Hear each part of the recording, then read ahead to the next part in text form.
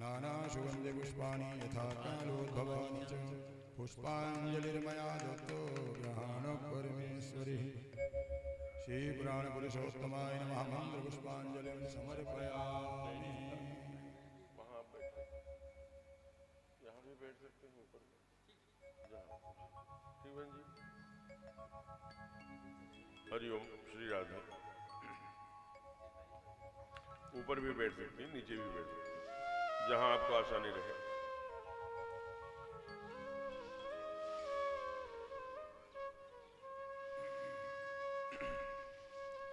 श्री राधे। हरिओम। जय जय श्री राधे। श्री राधे।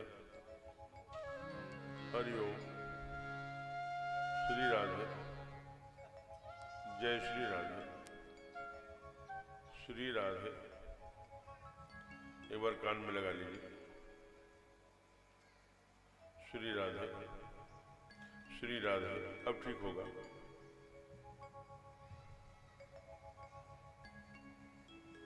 हरिओम। श्री राधे। जय जय सीताराम। श्री राधे। ठीक भैया, अब छेड़िएगा।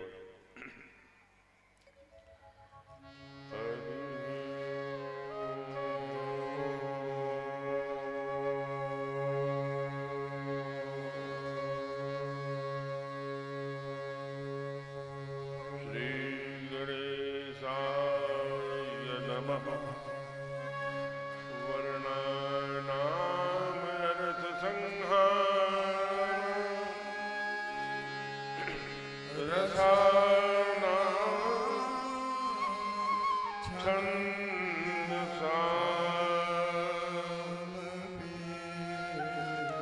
मंगलानां च कृतारो वन्दे वाणी विनायको।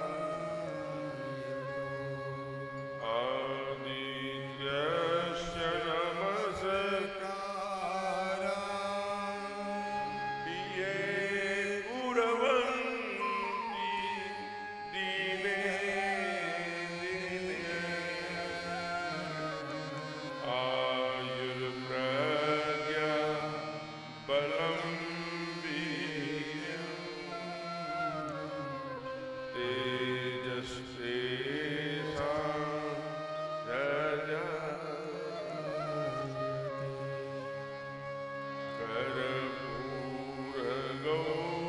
कर्पूरगौरं करुणावतारं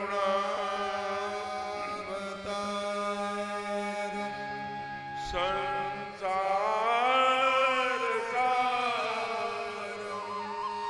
भुजगेन्द्रहारं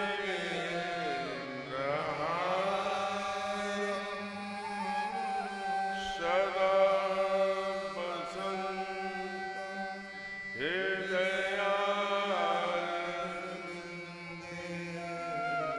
भवं भवानि चैव भवं भवानि चैतं नमामि। प्रेम से बोली श्री अयोध्यानाथ सरकार की।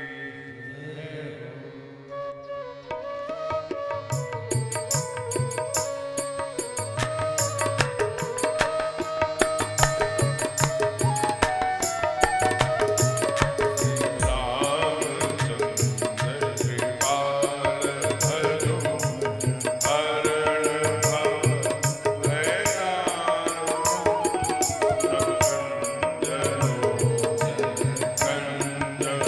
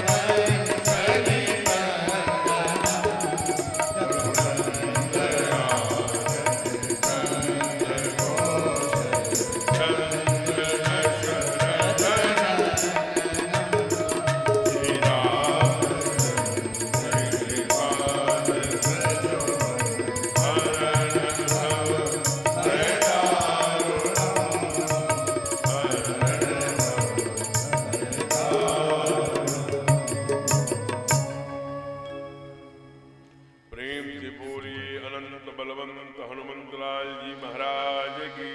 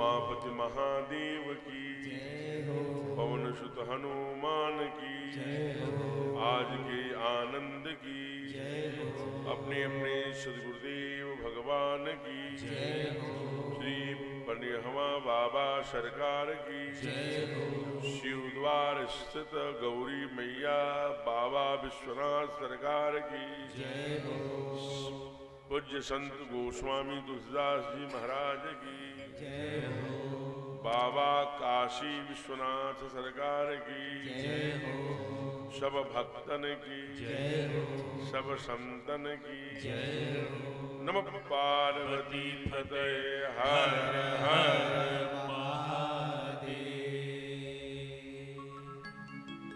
आइए बिना विलंब किए हम लोग कल की कथा के आगे क्रम में जुड़ते हैं। अनौपचारिक उद्बोधन के क्रम में श्रीमान जो आज के मुख्य यजमान के रूप में व्यासपीठ का बड़ी भावना से पूजन किया, ऐसे आदरणीय प्रदीप कुमार जी और उनकी धर्मपत्नी क्षमारानी गुप्ता जी और उनके साथ उनके बालक के रूप में, बिटिया के रूप में उनके साथ उनका बच्चा, बड़े भाव से तीनों जनों ने व्यासपीठ का पूजन किया। आज छठे सत्र में ऐसे जो भी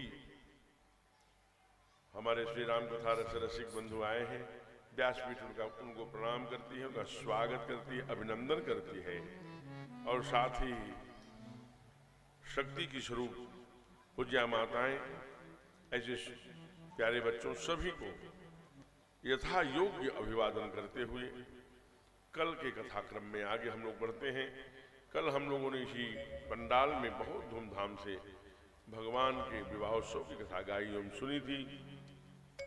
तत्पश्चात धनुष की टंकार सुनकर के मंदराचल में तप कर रहे भगवान परशुराम जी का आगमन होता है। उनको यथोचित प्रभु के पूर्णावतार का भान होता है, उनको प्रणाम करके जाते हैं। इधर कल ही जनकपुर की ओर दूत गए थे और जनकपुर से दूत का आगमन होता है। सारे अवध के लोग बड़ी प्रसन्नता से जो जनकपुर से पत्र आया है उसका अवलोकन करते हैं। बार बार चक्रवर्ती भी गुरुदेव वशिष्ठ के चरणों में प्रणाम करते हैं। कहा सब प्रभु आपके चरणों की कृपा है। गुरुदेव समझाते हैं कि हे चक्रवर्ती, आपके धर्ममय जीवन के कारण ही ऐसा संभव हो पा रहा है,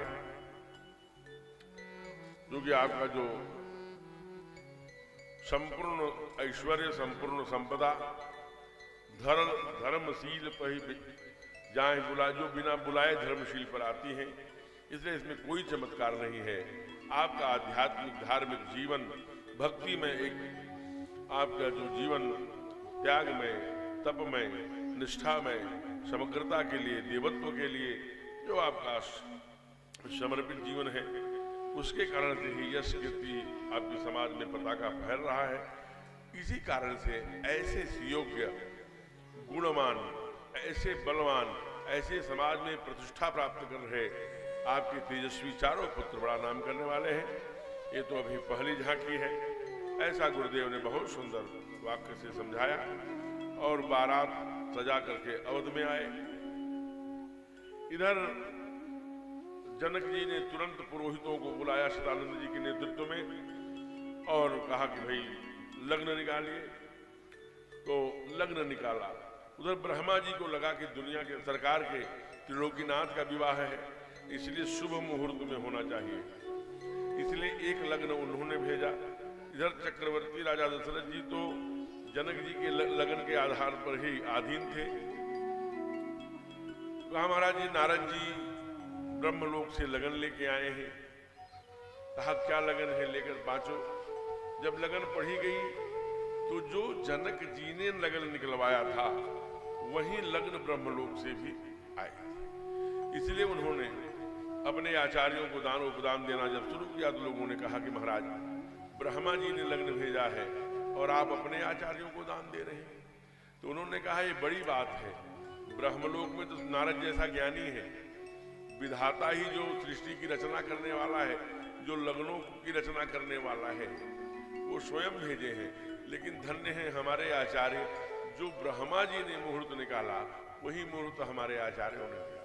कहा महाराज इतना आप द्रव्यादिक दक्षिणा सब न्यौछावर कर रहे हैं, लेकिन लगन कौन है? कहा महाराज अगहन पक्ष, अगहन का महीना है, यही आने वाला है, शुक्ल पक्ष है, पंचमी तिथि है, मंगलवार है। महाराज ये कहाँ लिखा है? कहा श्री रामचरितमानस में लिखा है। कहा तो एक बार पढ़िए। तब बाबा ने उन चौपाइयों को पढ़ा है? आज बड़े भाव से हमारे साथ गाइए। बाबा कहते हैं अरे हिम ऋतु अगहन मास सुहावा, हिम ऋतु अगहन मास सुहावा, मंगल मूल लगन दिलावा, मंगल मूल लगन दिलावा। तिथि नक्षत्र जोग बरवारो, तिथि नक्षत्र जोग बरवारो, लगन शोधी विधि कीन्ह विचारो, लगन शोधी कीन्ह विचारो। पठै दीन नारद सन सोई,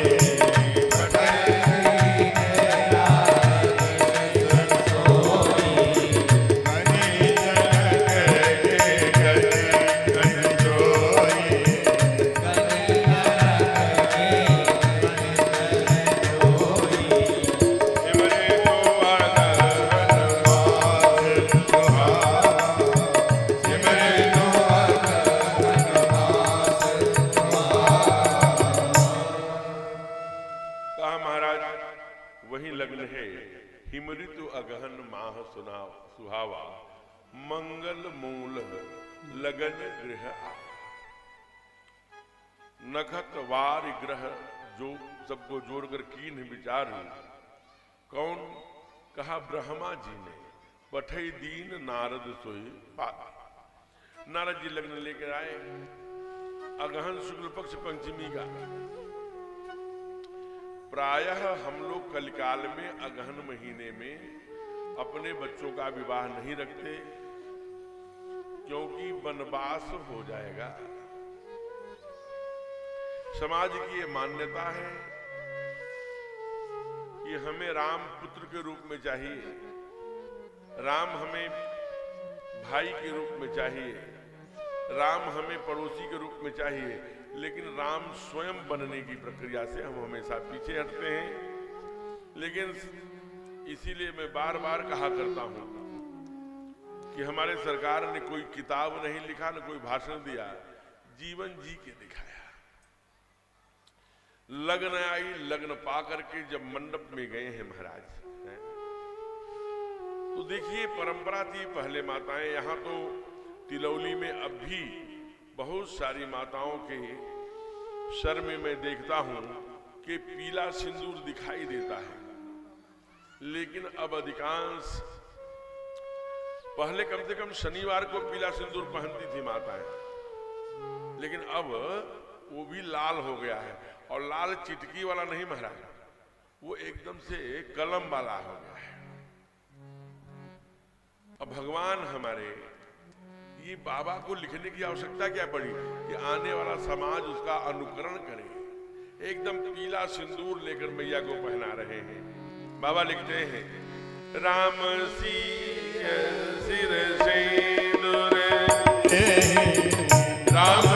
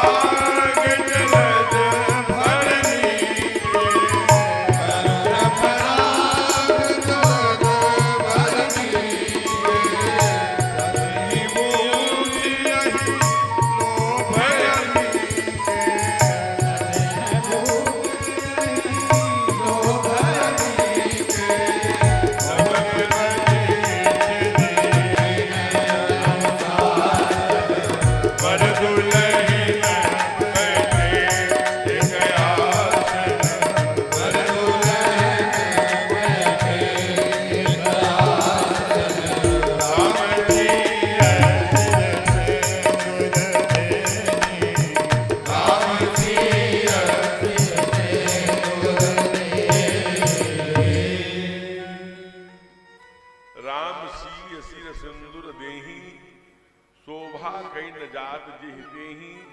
अरुण पराग यानी पीला सिंदूर भगवान पहना रहे हैं। तब वशिष्ठ दिन अनुशासन, बर दुल्हन बैठे एक आसन। एक आसन पर विराजमान हो गए। सुंदर प्राणी ग्रहण, साखोचार आज सारे शब्द वचन सप्ततियां सब कार्यक्रम जैसा भी होता है पूर्ण हो रहा है। और सुंदर कहते हैं कि महाराज भोजन करहि सुर अति विलंब।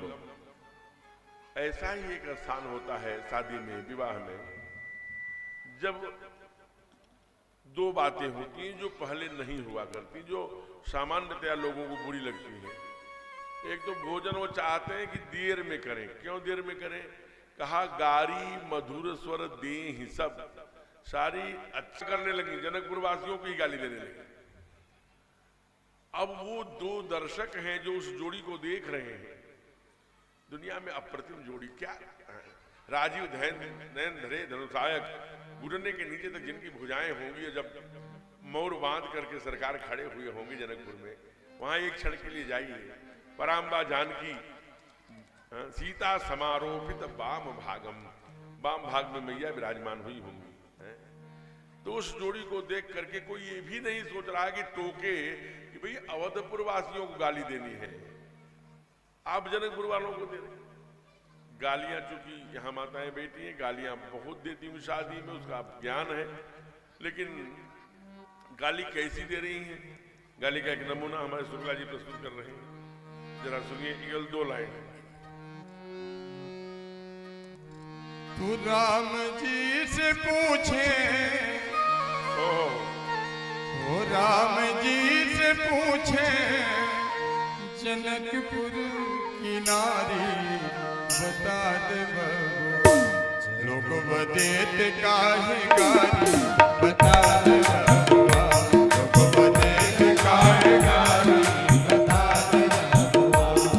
ओ राम जी से पूछे, जनकपुर की नारी बता दे बबुआ, लोग बदेत काहे गारी बता दे बबुआ, लोग बदेत काहे गारी बता दे बबुआ।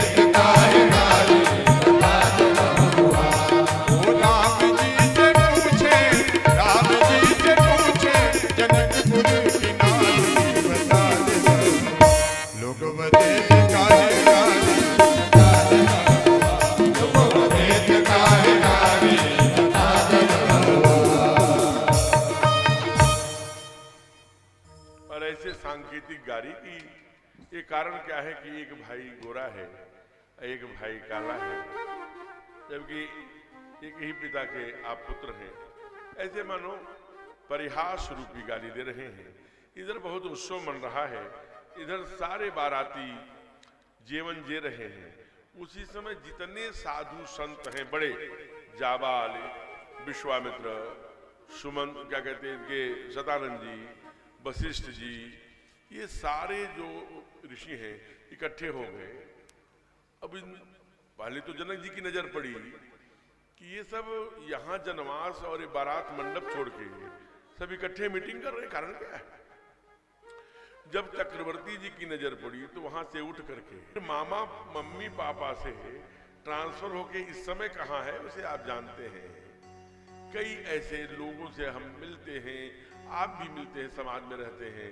शादी तो मैं कर लूं, लेकिन उस समय पुरोहितों के अधीन था, इसलिए पुरोहित बैठे थे। कहा, हे राजन, दोनों आप इकट्ठे आ गए, बड़ी प्रसन्नता की बात है, दोनों को जानने योग्य बात है। अभी राघव सरकार की आपके ज्येष्ठ पुत्र और आपकी पुत्री का विवाह हुआ। हम लोग ये प्रस्ताव कर रहे हैं कि आप जो जिनकी शादी हुई बरबाबू की, उनके साथ और 3 वर हैं। और संयोग देखिए कि छोटे भैया कुशध्वज बोले भी 2 कन्याएं हैं। ये कौन से जनक हैं? क्योंकि जनकपुर के सभी राजा जनक ही कहलाते हैं। ये शिरोध्वज जनक हैं, जो जनक मां जानकी के जो पिता है, इसलिए हे शिरोध्वज, तुम्हारी भी एक बेटी है उर्मिला, और छोटे भैया को मांडवी और सुकीर्ति, और इधर कुमार भरत, लक्ष्मण और रिपुदमन, शत्रुघ्न, क्यों न चारों भाइयों का यही विवाह हो और चारे आपके बेटियों का कल्याण एक साथ हो जाए। एकदम से जनक जी के आंखों में एक बार छोटे भैया की तरफ देखा भी नहीं, न पूछा हो, एकदम प्रसन्नता से आंखें डबडबा गई। चक्रवर्ती जी भी विह्वल हो गए। बाबा लिखते हैं कि एक क्षण नहीं लगाए, तब जनक पाई बसी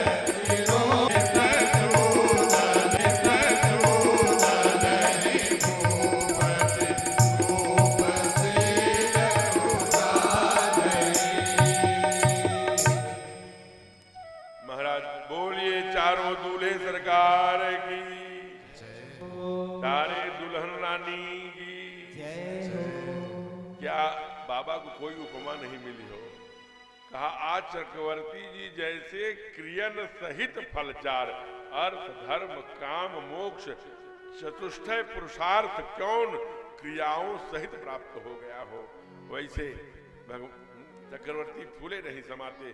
चारों जब सरकार सब तुरंत बुलावा आया, वैवाहिक जीवन होता है तो हमारे यहाँ माताएं हम लोगों से भली भांति अच्छी बात जानती हैं। कहाँ का बुलावा आ गया कि जल्दी से कोहबर में चलना है। कोहबर में सब नहीं जाता, कुछ बुजुर्ग माताएं, कुछ सखियां बर पक्ष से, कुछ इष्ट मित्र बर बाबू के, कुछ एक आध जानकार विधा के जाते हैं।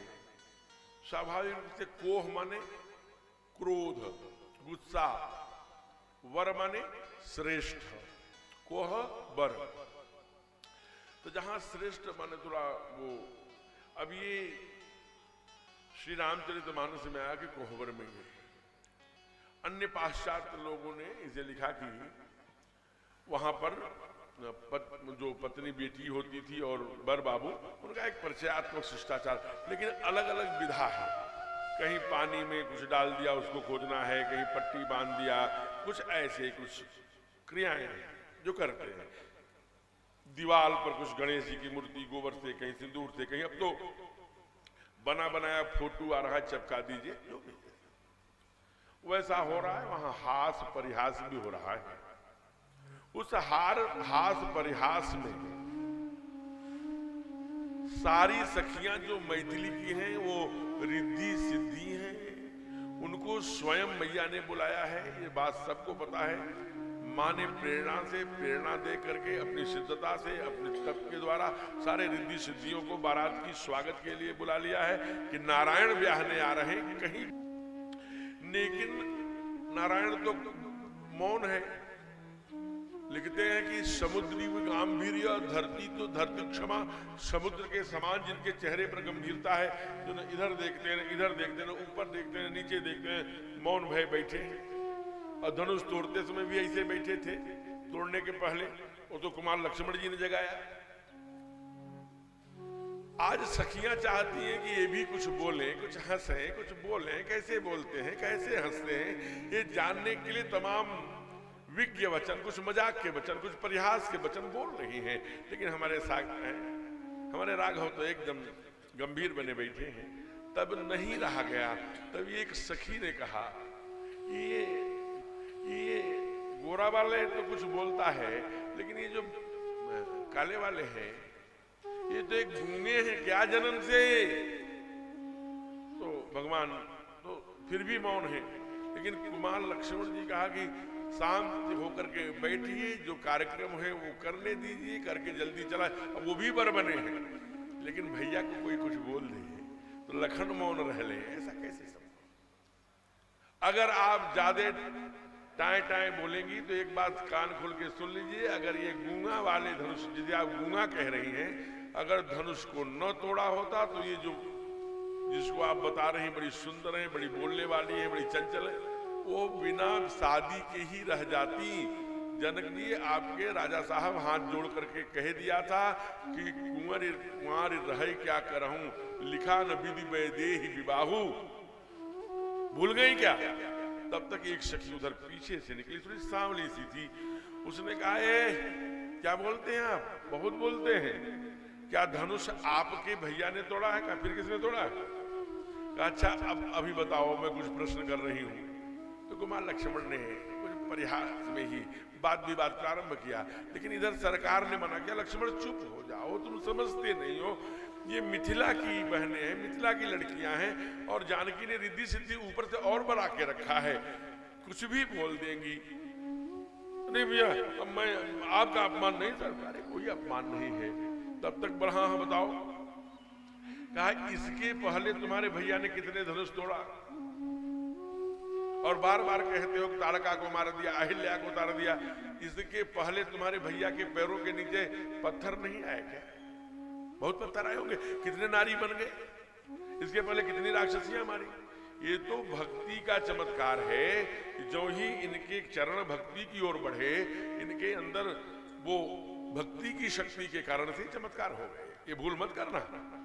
अच्छा, भक्ति के शक्ति के कारण अगर चमत्कार है तो आप जरा धनुष क्यों नहीं तोड़वा लिया? कहा तोड़वा ही लिया। कल आपने ध्यान नहीं दिया? कहा क्या? कल जब होम प्रसन्न महेश भवानी सबको बुला लिया, कार्तिकेय आ गए, गणेश जी आ गए, माँ पार्वती आ गई, महादेव आ गए, तो सब लोगों ने इनसे पूछा, रामायण पढ़ते हो ना, रामायण में लिखा है। कहा क्या पूछा? कहा बताओ कितना हल्का कर दूं? तो इन्होंने ही कहा कि मैं ये रिस्क नहीं लूंगी, क्योंकि महीना कौन सा है? अगहन का। अगहन के महीने में गए हैं वहां जनकपुर, जो गए होंगे नेपाल, आज यहां से ठीक 2 गुना ठंड वहां होती है, 2 गुना कम से कम। तो इतने ठंड में ही जिसको फूल तोड़ते समय श्रम बिंदु सुहाए, फूल लेते समय पसीना आता हो, वो धनुष क्या तोड़ेगा? इसलिए जब कहा कि बताओ कितने वजन का कर दूं, तो माँ ने कल कहा था कि हो हरु है रघुपति निहारी, इतने हल्के कर दो जितनी हमारे सरकार की, हमारे रघुनाथ की, हमारे रघुनंदन की भुजाएं जिनको तोड़ सके, वो आप तय करेंगे कितना वजन, मैं वजन का रिस्क नहीं लूंगी, इसलिए तोड़ दिया। अच्छा आप नहीं जानती दुनिया में इनके जैसा धनुर्धर कोई नहीं, कि बस अब शांत हो जाओ, मुझसे लक्ष्मण मत बोलवाओ, मैं बोल दूं कि कितने बड़े धनुर्धर हैं। कहा हाँ बोलिए, आप क्या बोलेंगे? तब बोल दिए सखी, कहा बोल दूं? कहा हाँ बोल दो। कहा इतने बड़े पुरुषार्थी होते, धनुर्धर होते, बार बार तुम अयोध्या के लोग इतने पुरुषार्थी, इतने बलवान, तो खीर खा खा करके वहां की माताएं बच्चा पैदा न करते। ओ भगवान ने तो एकदम से तौलिया रख लिया। कहा देखो लखनऊ में कह रहा था ना।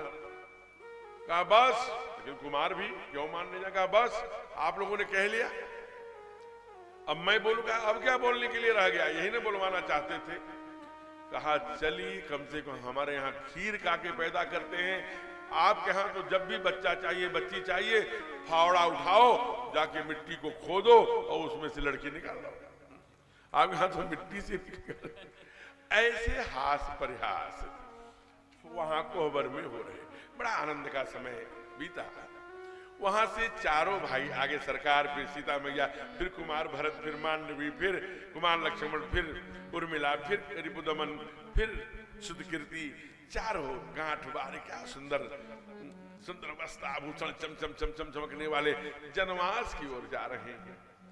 तब वहां मिथिला के सारे अबाल वृद्ध नर नारी ने बहुत सुंदर, मैया ने वो छोड़ा लेकर के और मूसर लेके ना बहुत सुंदर परिश्रम करना शुरू किया। तो गीत क्या गा रही है? बड़ा चर्चित गीत है, सब गाए।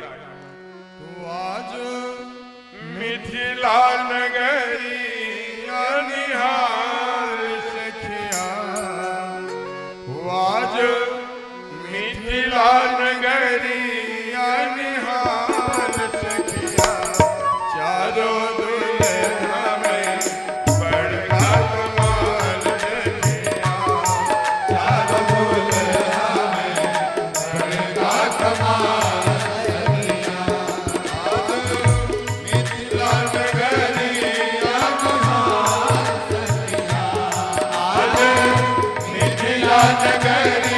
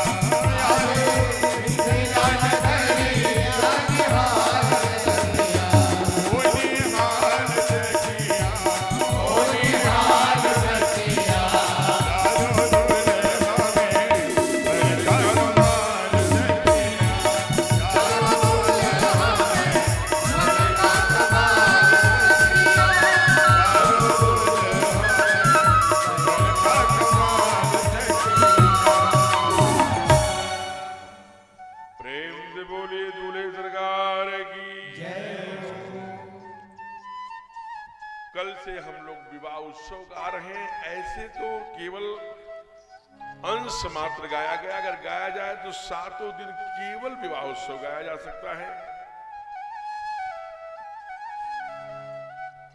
और तब की ये गाथा है जब 2 महीने बारात रुकती थी। जो बुजुर्ग जन बैठे हैं उनको पता है कि हम लोगों के बचपन में भी 4 दिन 3 दिन जनमास होते थे। गांव में बगीचे के बाहर बारात आती थी, लोग अपना सेल्फ बनाते थे, कुछ वो लिट्टी बाटी, कुछ दाल चावल, तमाम ईंटे के वो बना करके बढ़िया आनंद के साथ फिर शाम को बारात लगती, फिर दूसरे दिन स्वागत हुआ, फिर तीसरे दिन चौथे दिन बारात जाती। आज तो चाहे यहाँ से प्रयाग चले जाइए, काशी चले जाइए, कहीं उसी दिन जाना, उसी दिन खाना, उसी दिन लौट आना, कोई जनमास नहीं किसी प्रकार की कोई। तो इधर सरकार लगभग प्रतिदिन विवाह उत्सव बीतने के बाद रोज चक्रवर्ती कहते हैं, हे जनक जी अब जाने दीजिए, बहुत हो गया स्वागत, अब जाने दीजिए। लेकिन प्रेम बस राजा रोज नियमित रोक लेते हैं। देखिए विवाह उत्सव तो हम लोगों ने बहुत गाया, लेकिन आइए एक 20 मिनट का एक प्रसंग आ रहा है। मैथिली की विदाई का प्रसंग है। सभी से मैं आग्रह करूंगा थोड़ा ध्यान से इस भावनात्मक और हृदय स्पर्शी इस प्रसंग को 20 मिनट दीजिए, बिना किसी चहलकदमी के, बिना कोई शोर किए इस आनंद में डूबिए।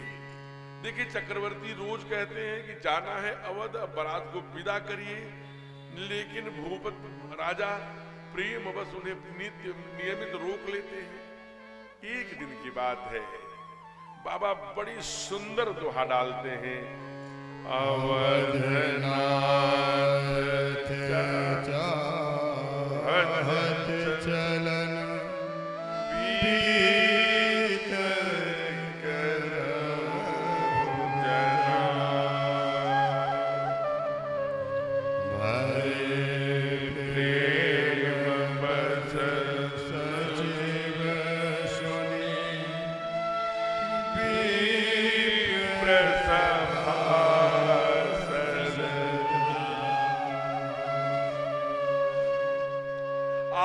चलना ही चाहते हैं।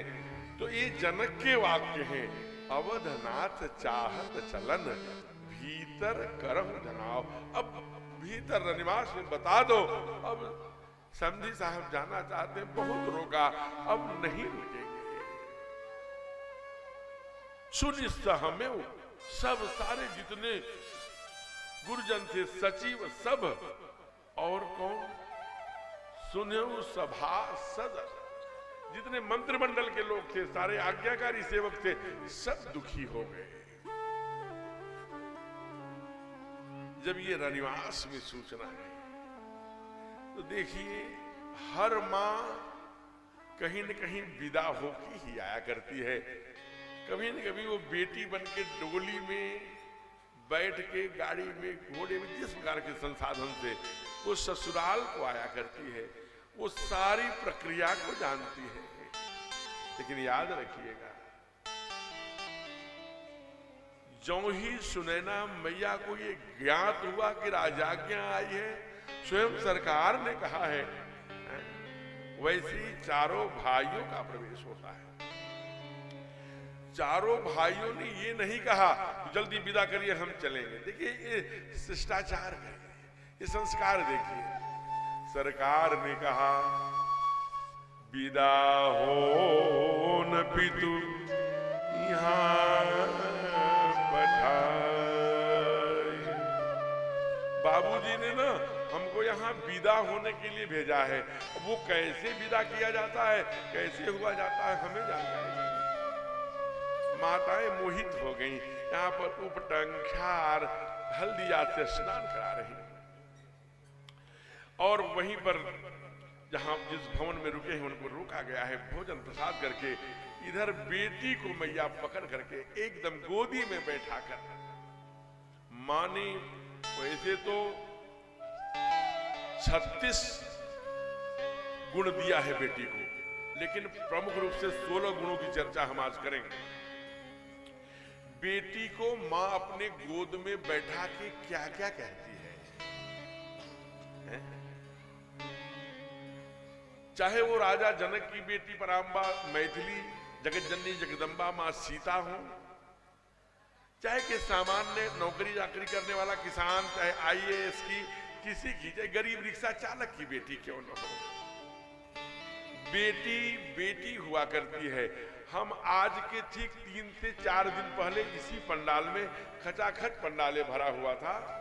हमने प्रश्न किया था कि वो बेटा हाथ उठाए जो किसी भी परिस्थिति में अपने माता पिता को अपने साथ रखता है और अपने बेडरूम में जाने के पहले वो अपने माता पिता के 5 मिनट ही सही पांव दबाकर ही अंदर जाता है। केवल एक कोई भैया उठा पाए थे, ऐसे हाथ कम हो रहे हैं। मैंने कहा ऐसे लोग हाथ उठाए। अभी जो नया सर्वेक्षण हुआ है उसमें 95% जब माताएं विधवा हो जा रही हैं, जो माताएं विधवा हो जा रही हैं, उनके बच्चों के द्वारा उनका लालन पालन नहीं हो रहा है। वो अपने बेटी के घर में ही आकर शरण पा रही हैं, बेटी ही उनका पार लगा रही है। हमने अनेक वर्षों से वैज्ञानिक उपकरणों का सहारा लेकर बेटी को गर्भ में ही मार देते हैं। लाखों वर्ष पहले हमारे यहाँ शास्त्र ने कहा मत मारो बेटी को, वो नारी है, वो शक्ति है, वो भक्ति है। यत्र नारी पूजयंसु रमन्ते यत्र देवता, जहां उसकी पूजा होती है वही लक्ष्मी, वही देवता, वही मंगल होता है, उसे मत मारो। लेकिन पुत्र की चाह में हम इतने भ्रमित हो गए, इतने किम कर्तव्य विमूढ़ हो गए कि हमने भ्रूण हत्याएं कराई। हमारे एक चिकित्सक बड़े अच्छे मित्र, उन्होंने मुझे वो कान में लगाकर उसका जब दृश्य दिखाया, कैसेट दिखाया, तो वो गोला सा मांस कठोतरा जैसे उस कैंची से भागता हो। पापा मुझे मत मारो जैसे चीख के कहता हो। अंत में कड़ाक से जब वो सर फूटता है, उसका कड़ाक, हम उसे गर्भ में ही, इससे बड़ा पाप दुनिया में कुछ भी नहीं है। जिस घर में, मैं नहीं कह रहा हूं, संतों ने कहा, हमारे श्रुतियों ने कहा, पुराणों ने कहा, जिस घर में बेटी नहीं है उस घर में भूतों का डेरा होता है।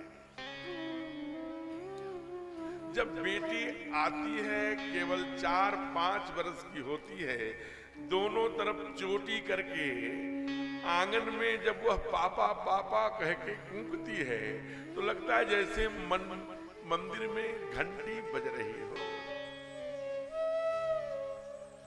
पापा पूरे घर का परवरिश करते हैं, लेकिन पापा की परवरिश बेटी किया करती है। दुनिया में बाप और बेटी के जैसा पवित्र रिश्ता जिस पर कोई वक्ता नहीं बोल सकता, कोई कवि नहीं बोल सकता, कोई कथावाचक नहीं बोल सकता, असीम है, बड़ा पवित्र रिश्ता हुआ करता है। पापा ये खा लो, पापा वो खा लो, पापा ये खाया करो, पापा ये पहना करो, बाबूजी ये पहनिए, बाबूजी। बेटी एक एक पग में अपने पिता की फ्रेंड होती है, दोस्त होती है, डॉक्टर होती है, वैद्य होती है। वही बेटी जब धीरे धीरे धीरे बड़ी होने लगती है, पढ़ाई करती है, लिखाई करती है, स्वतंत्र रूप से माँ उसे लाड करती है, कभी और बाप भी, लेकिन हमेशा वो अपने माँ से पिता के लिए ही उलझ जाती है। कहीं से बाप आते हैं, पापा आते हैं, अभी कुछ दिया नहीं, कुछ पानी नहीं दिया, चाय नहीं दिया, लड़ने बैठ गई तो बेटी बोलती है अभी पापा को चाय भी नहीं पीने दिया आपने लड़ना शुरू कर दिया। ये और जब बेटी धीरे धीरे शादी के योग्य होती है तो बाप के सिर पे तो चिंता होती ही होती है, पड़ोस को चिंता ज्यादा हो जाती है। देखो तो इतनी बड़ी बेटी रखा है, कुछ नहीं कर रहा, कब करेगा? हे भगवान, बेटी पाल रहा है, वो कर रहा है, नाना प्रकार।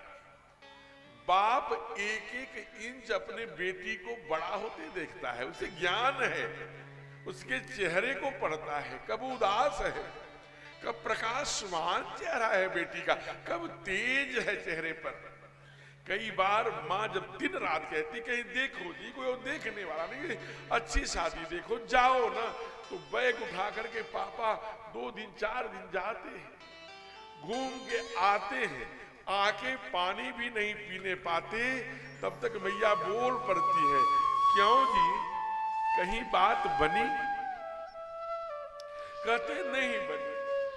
कहीं अच्छा लड़का मिलता है तो उतना रुपया नहीं मेरे पास, और क्या मैं अपने बेटी को कहीं भी थोड़ी झोंक दूंगा?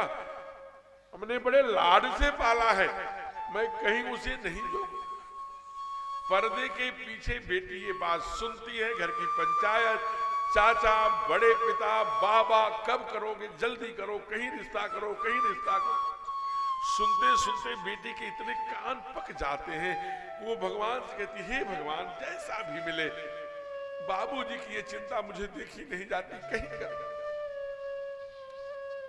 कई बार जिनके पिता नहीं होते हमने देखा है, जब वो अपने बेटी का विवाह रचाती हैं तो उसी फ्रेम के पास ले जाती है विधवा माँ, और खड़ा होकर के कहती है, देखो जी, तुम रहते तो बहुत अच्छे से करते, हमसे जितना बन पड़ा मेरे भाइयों के, मैके से, यहाँ वहां से, तुम्हारे भाइयों ने तुम्हारे बात जो सहयोग किया, मैं आज बेटी विदा कर रही हूं, कोई गलती हो गई हो तो क्षमा करना। हमने देखा है जिनके बाप हैं महाराज, नौजवान बेटे के गुजर जाने पर जो नहीं रोए, वो जब अपनी बेटी घर से निकलती है तो सीना पीट पीट के रोते हैं महाराज। जब बेटी घर से ब्याह के बाहर कदम डालती है देवड़ी के, उसी समय चारों तरफ अपनी आंखों से अपने बाप को खोजती, पापा दिखाई नहीं दे रहे, पापा कहाँ गए भैया, जरा पापा कहाँ गए? पापा डर के मारे किसी कमरे में पर्दे के पीछे फफक फफक के रो रहे होते। हमने तो देखा है कि बेटी के विदाई के समय जो भी लोग रहते हैं, अपनी अपनी बेटियों को याद करके उनकी आंखें भर जाती हैं।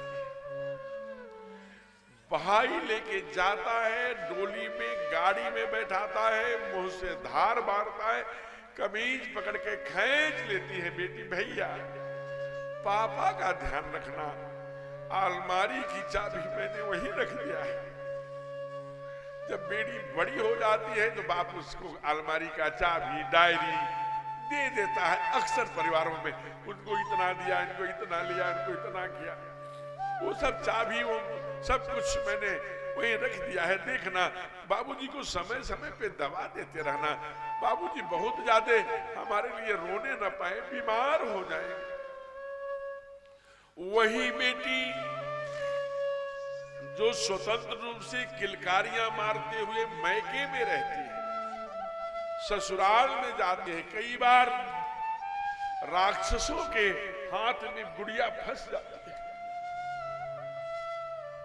आप जरा देखिएगा, विचार करिएगा, बेटी को दहेज मंगाने के लिए, रुपया मंगाने के लिए, गाड़ी मंगाने के लिए सासुर जी, सास जी, जेठ जी, स्वयंवर बाबू टार्चर करते हैं। अगर नहीं मंगवाओगी तो अपने अटैची उठाओ, अपना सूटकेस उठाओ, जल्दी से मैके चले जाओ। बिटिया रोती है, हमारे बाबूजी ने बड़े अरमान से जीवन भर एक एक रुपए जोड़कर हमको विदा किया है, हमको घर मत भेजना, नहीं तो बाबूजी हमारे जीते जी मर जाएंगे। यहां तक कि घर न जाना पड़े, बाबूजी को ये पता न लगे कि मेरी शादी गलत जगह कर दिया है। ससुर के, भसुर के, पति के जूतों पर बिटिया अपनी नाक रगड़ती है। घर ये पापा को पता न लगे, नहीं फिर पापा की हालत बड़ी खराब। ऐसा घर में चल ही रहा होता है कि उसी समय एक दो दिन में बेटी का हालचाल लेने के लिए बाप आ जाता है। धन्य है बेटी, बेटी को प्रणाम करना चाहिए। बेटी झटपट अपने आंसुओं को पोंछ लेती है, सामान्य चेहरा बना लेती है, प्रसन्नता दिखने वाला चेहरा। बाप पूछता है, बेटी सब ठीक है ना ससुराल में? हाँ बाबूजी, बहुत अच्छा परिवार मिला है। ससुर जी बहुत स्नेह करते हैं और ये तो बिना मेरे भोजन ही नहीं करते। झूठी बोलती है, मुंह से झूठ बोलती है, चेहरा गवाही नहीं देता। बचपन से बाप ने पाला है, एक ही क्षण में जान लेता है। बेटी बोल तो रही है लेकिन कुछ तो गड़बड़ है। वही बेटी, ध्यान रखना, कई बार कम उम्र में शादी हो जाती है, तो प्रसव के समय अपनी प्राण त्याग देती है। आज उसी बिटिया को मां मना के खिलाती थी। वाह, कितना परिवर्तन करती है बिटिया, कितनी पग पग पे टूटती है वो। जिस बेटी को चाचा चाची मम्मी पापा खाने के लिए मनाते थे, आज वही बेटी कितनी बदल गई 2 दिन में कि उसके घर वाले नाराज हो रहे हैं तो पति के जाकर पैर खा लीजिए, ससुर को सबको पैर जोड़ती, हाथ जोड़ती, खा लीजिए खा लीजिए। जैसे माने बेटी का ये चमत्कार महाराज। और ऐसी बेटियों को जरा विचार करना, वह बेटी जब कभी पिता नहीं रहते घर को आती है, क्योंकि माता उस समय बच्चों के अधीन हो जाती है, तो जब उस गेट में पछाड़ जाती है, प्रवेश करती है, तो पुरानी स्मृतियां ताजा पछाड़ खा के गिर पड़ती। बेटी चाहे कितने धनवान परिवार में भेज दीजिए, लेकिन मां ने जाते समय जो खोइछा में चावल के साथ वो सड़ी हुई नोट दिया है 10 रुपए 20 रुपए का, जब बेटी पर संकट आता है ना, तो पर्स से निकाल के वो वही रुपया वही नोट देखती है जो मां ने दिया है। आज ऐसी बेटी को सुनैना मैया ने गोदी में बैठा करके कहा है, बेटी सास ससुर गुरु से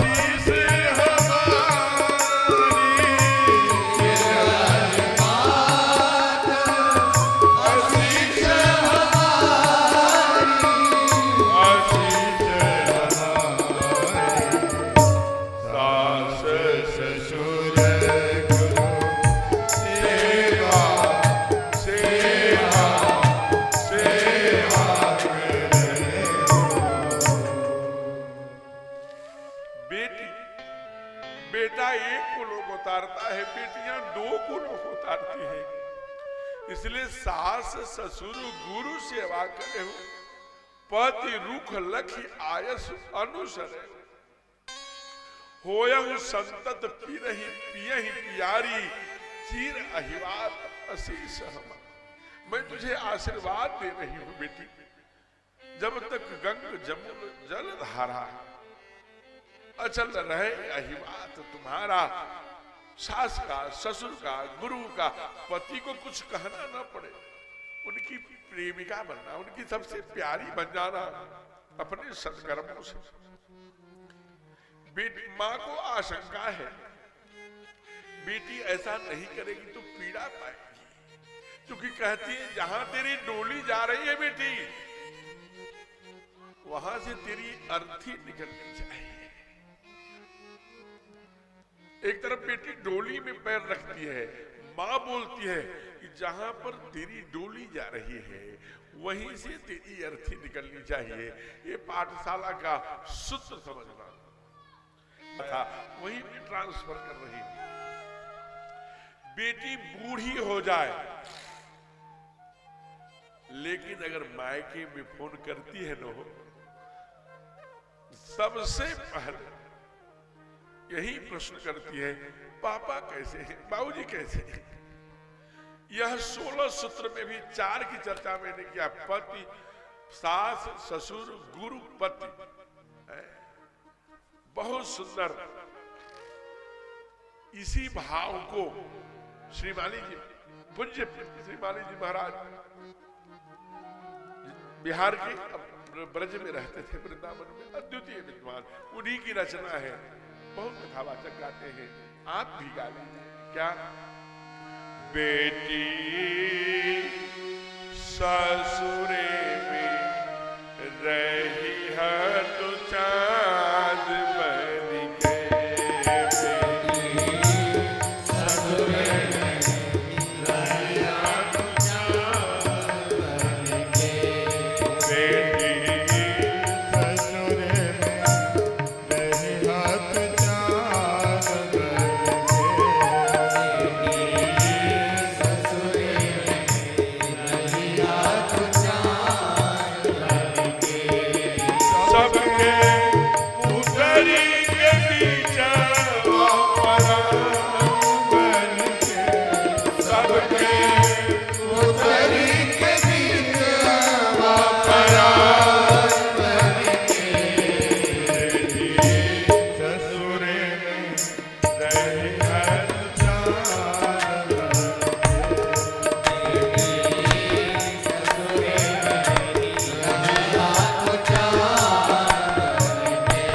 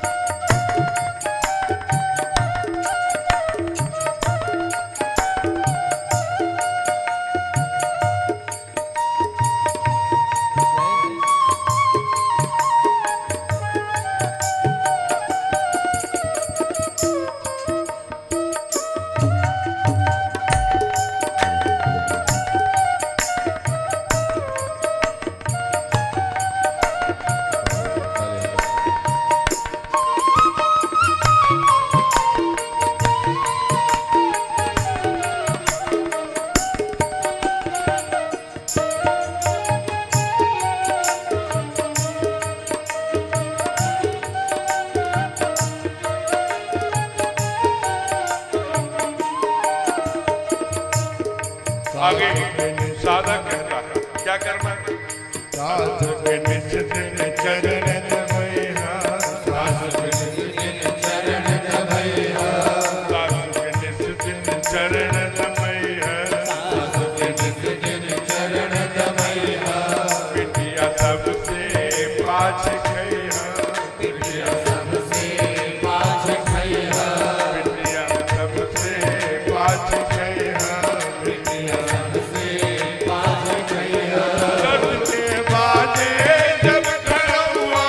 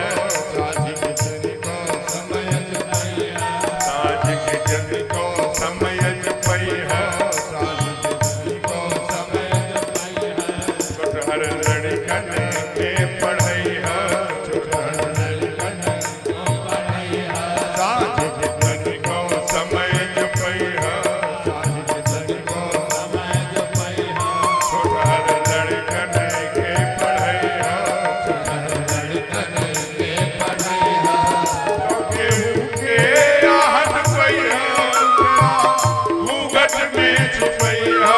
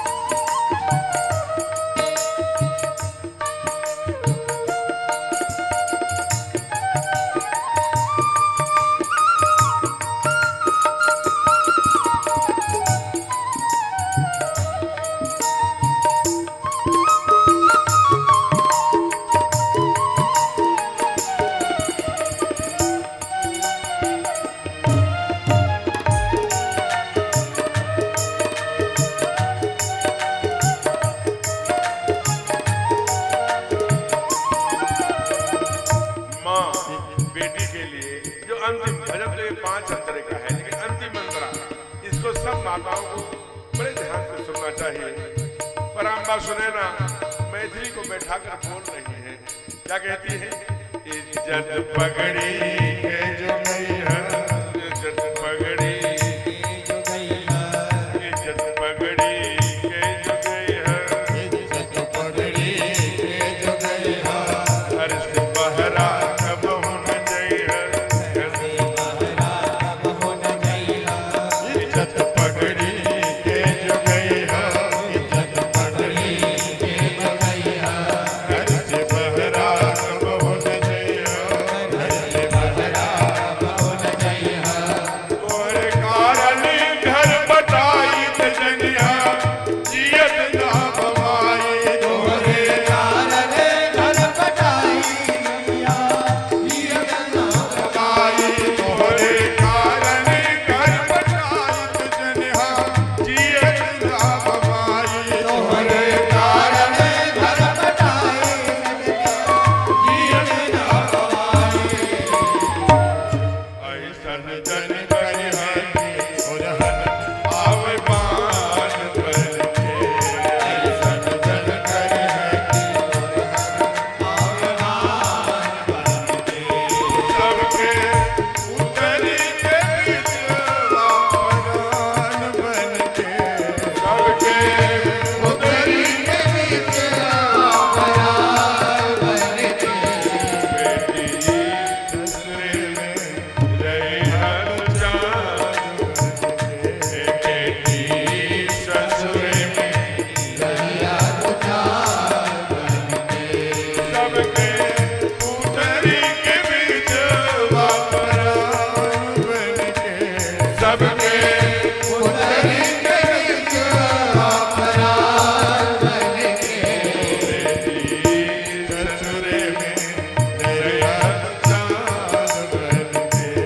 बेटी ससुरे में रही हर जान बन के, बेटी ससुरे में रही हर जान बन के। माँ कहती है, बेटा सास ससुर गुरु सेवा पति रूप लखी आया सुअनुसर होया हूं संतत पियहि प्यारी है। और सास के ससुर के साथ ससुर के बाजे जब खड़ुआ दीह धोए कहा धोए दीह हाथ पौआ अरैहा अगहन पुष महीनवा के बिहान है। इसमें दिन बड़ा हो जाता है, रात छोटी हो जाती है, तो तुम कब जागो कब सोने में भी अंतिम और जागने में भी पहले।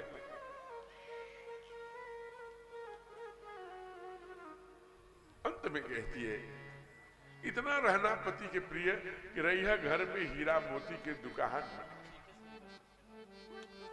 कहती है कि इज्जत पगड़ी का जो गई है घर से बहरा कबम न जइह तुहरे कारण घर बटाई। तुम घर बंटवारा तुम्हारे घर में ससुराल में हुआ और उसका अगर कारण तुम बनी तो जनिह जियत ना बामाई। तोहरे कारण घर बटाई तो जनिह जियत ना बामाई। ऐसा न जन करिह कि ओरहन आवे बान बनी।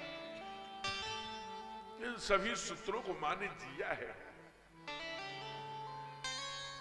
अंत में कहती है जहां डोली जा रही वहीं से अर्थी सब एक एक सूत्र माने। आगे मैं आपको बताता चलूंगा कहां कहां। दोनों कुलों को पवित्र करती है बेटियां।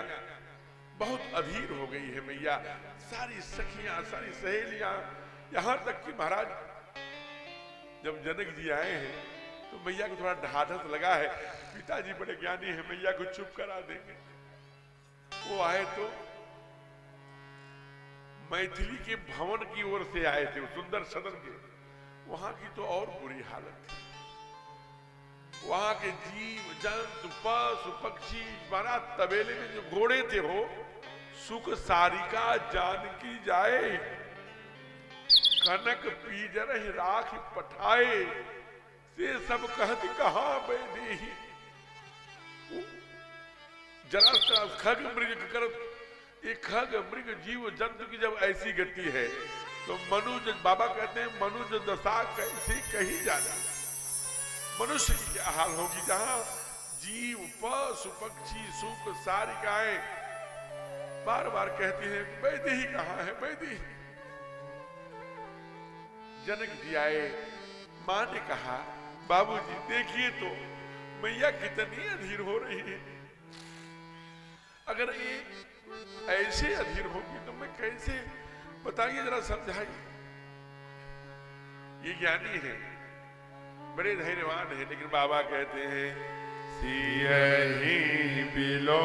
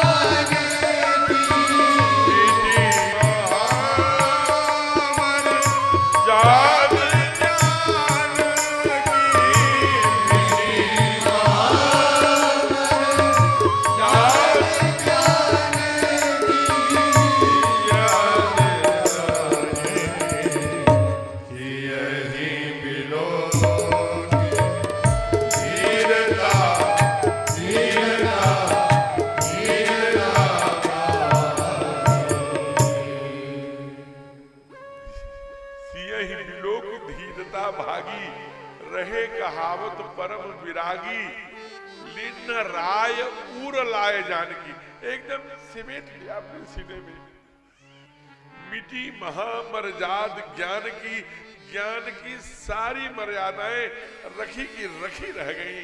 मेरी सीते, मैं सीता सीता किसको पुकारूंगा। जब भी कुछ ध्यान देना, बेटे से बाप कभी सलाह नहीं करता। अगर बेटी है तो बाप अक्सर अपने सुख दुख, व्यक्तिगत सुख दुख को बेटी से ही बांटा करता है।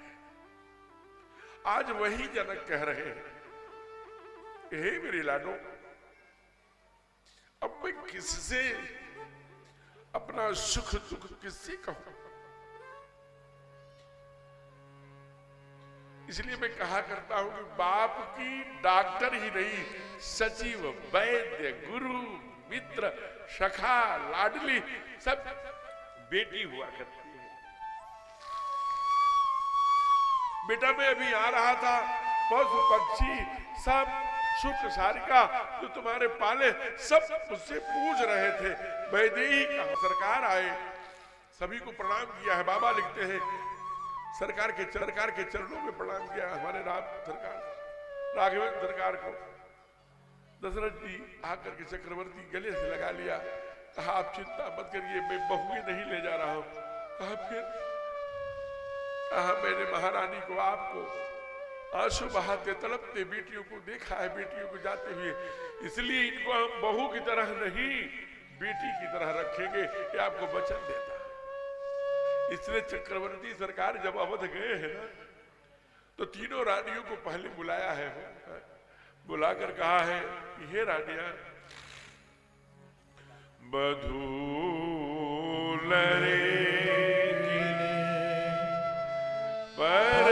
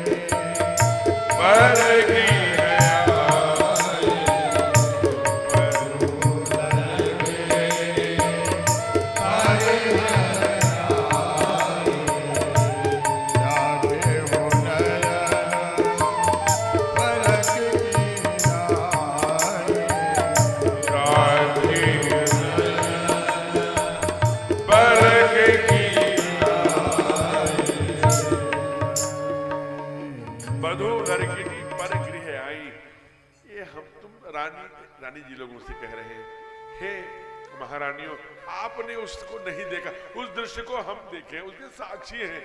कैसे रथ के पीछे हमारे समझी साहब जनक जी महाराज दौड़ रहे थे, कैसे महारानी वहां के अबाल वृद्ध नर नारी पशु पक्षी सब महाराज वहां की सभी दिशाएं गवाक्ष वृक्ष लताएं सब रो रही थी।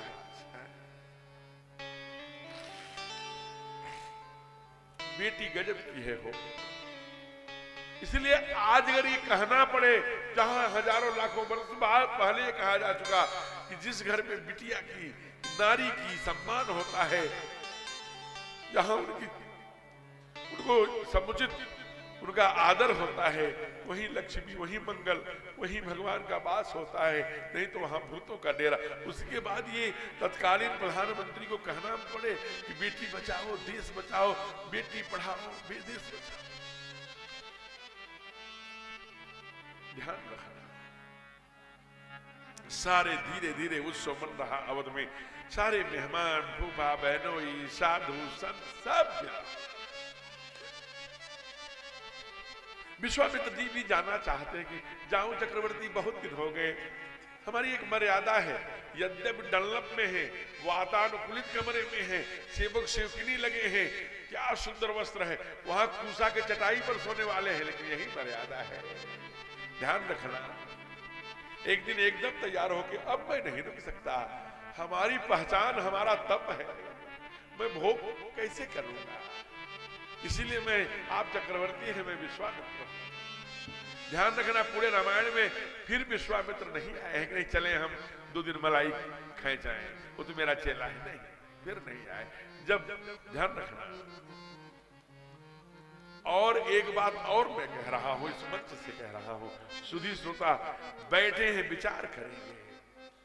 विश्वामित्र जी के पहले वाले राम को देखिए आप।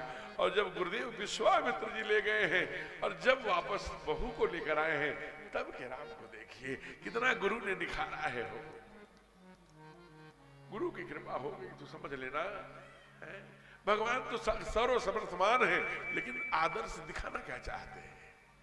एक दिन जब एकदम से तैयार हो गए गुरुदेव जाने लगे, तो चक्रवर्ती ने तीनों रानियों को बुलाया, चारों बहुओं को, चारों बच्चों को।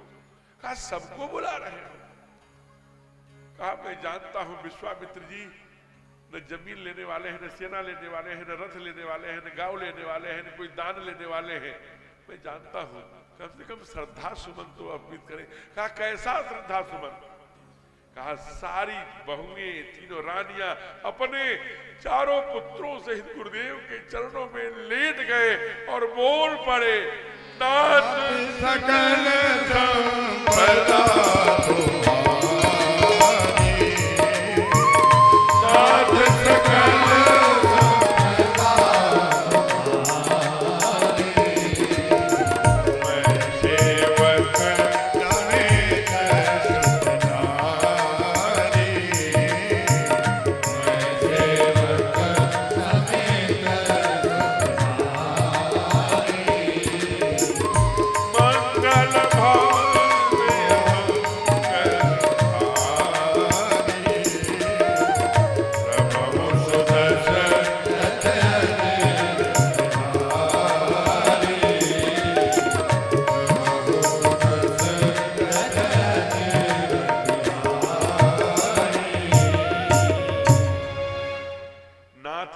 संपदा तुम्हारी, मैं सेवक समेत सुत नारी हो। अपने सुत और बहुओं के नारियों के साथ आपका सेवक हूं। प्रभु हमें हमेशा कभी कोई आदेश करिएगा, हम आपके सेवक हैं। हम सब लौट आए, लेकिन सरकार भाइयों के साथ और दूर तक गए हैं पहुंचाने। बार बार विश्वामित्र जी ने कहा राम हम जाओ, बहुत दूर आगे बैठे। जब सरकार लौट आए हैं तो विश्वामित्र मन ही मन विचार करते जा रहे हैं, कैसे ठाकुर जी पैर दबाते थे अखिल ब्रह्मांड में नायक भगवान होकर, कैसे खुशा की चटाई पर सोते थे, कैसे जनकपुर गए, इसी धनुष को तोड़ा, ओ कैसे ताड़का अहिल्या का उद्धार किया, ताड़का का वध किया, कैसी कैसी बातें करते थे भगवान। वही याद करते हुए विश्वामित्र चले जाते हैं। इसीलिए ऐसा नहीं कि जिस दिन तैयार होते हैं उसको विश्वामित्र चलन नित्य चाहे, रोज चाहना चाहते हैं, लेकिन जानबूझ के थोड़े आग्रह पर रुक जाते हैं कि ठाकुर के साथ कुछ दिन तो है।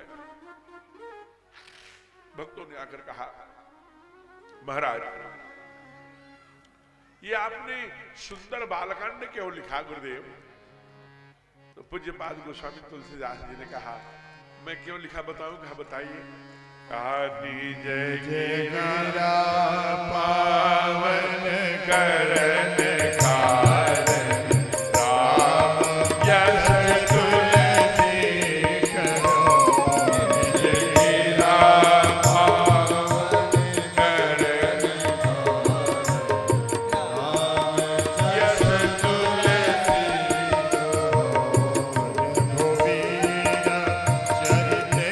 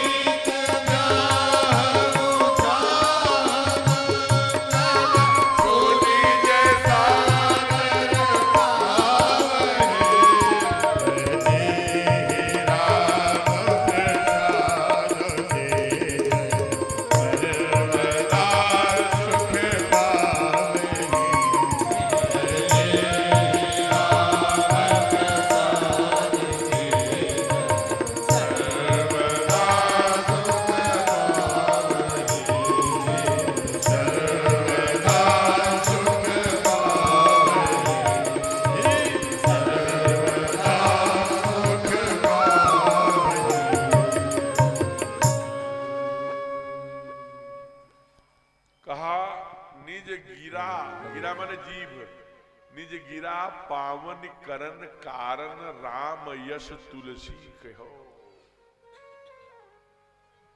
अपनी रचना अपनी वाणी पवित्र करने के लिए भगवान की गाथा हमने गाया।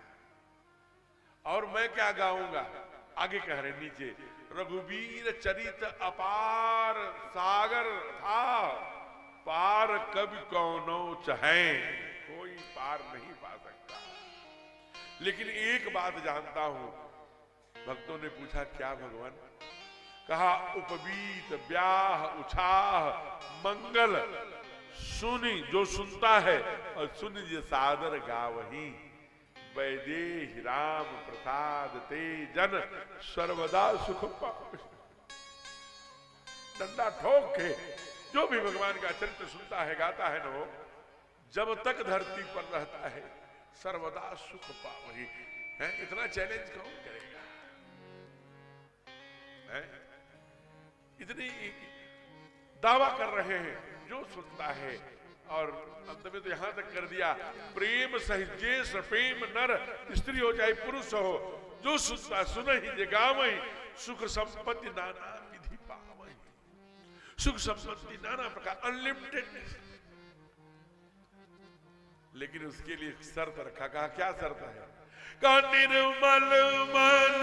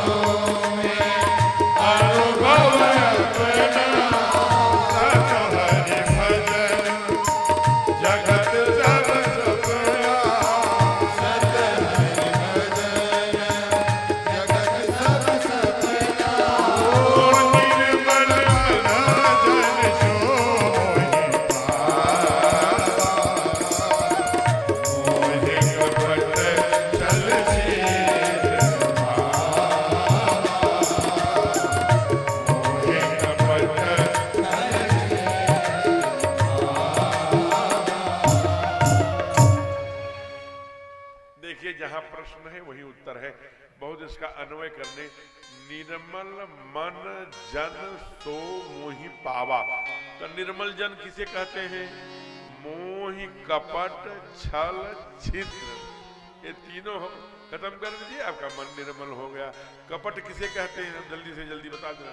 कपट कहा जो दिखते हैं वो रहते नहीं, जो रहते हैं वो दिखते नहीं, दैट इज कपट। तब मारीच कपट मृग, वो जोगी बना बैठा है, मन न रंगाए रंगाए जोगी कपड़ा। रावण ने कहा तलवार से काट डालूंगा अगर नहीं गए हिरण बनने, तो कहा इसके हाथों से मरना तो अच्छा है कि सरकार के हाथों से मरे। हिरण बन गया। भगवान भी जान रहे हैं असंभव हे मृगास्त्रजन में सोने का मृग हो ही नहीं सकता, लेकिन धर्मास आर्य वजसा यदगादरण्यम माया मृगम दैत्य यक्षित मन धावत। लेकिन जब बाण खींच के मारा तो मारी जी ने किसका निभाया? वहां तो रावण तलवार लेके नहीं खड़ा था, तुम मर रहे थे, वहां रावण की निभाया। हा लक्ष्मण, इसलिए कपट, तो कपट त्यागिए। दूसरा छल, छल किसे कहते हैं?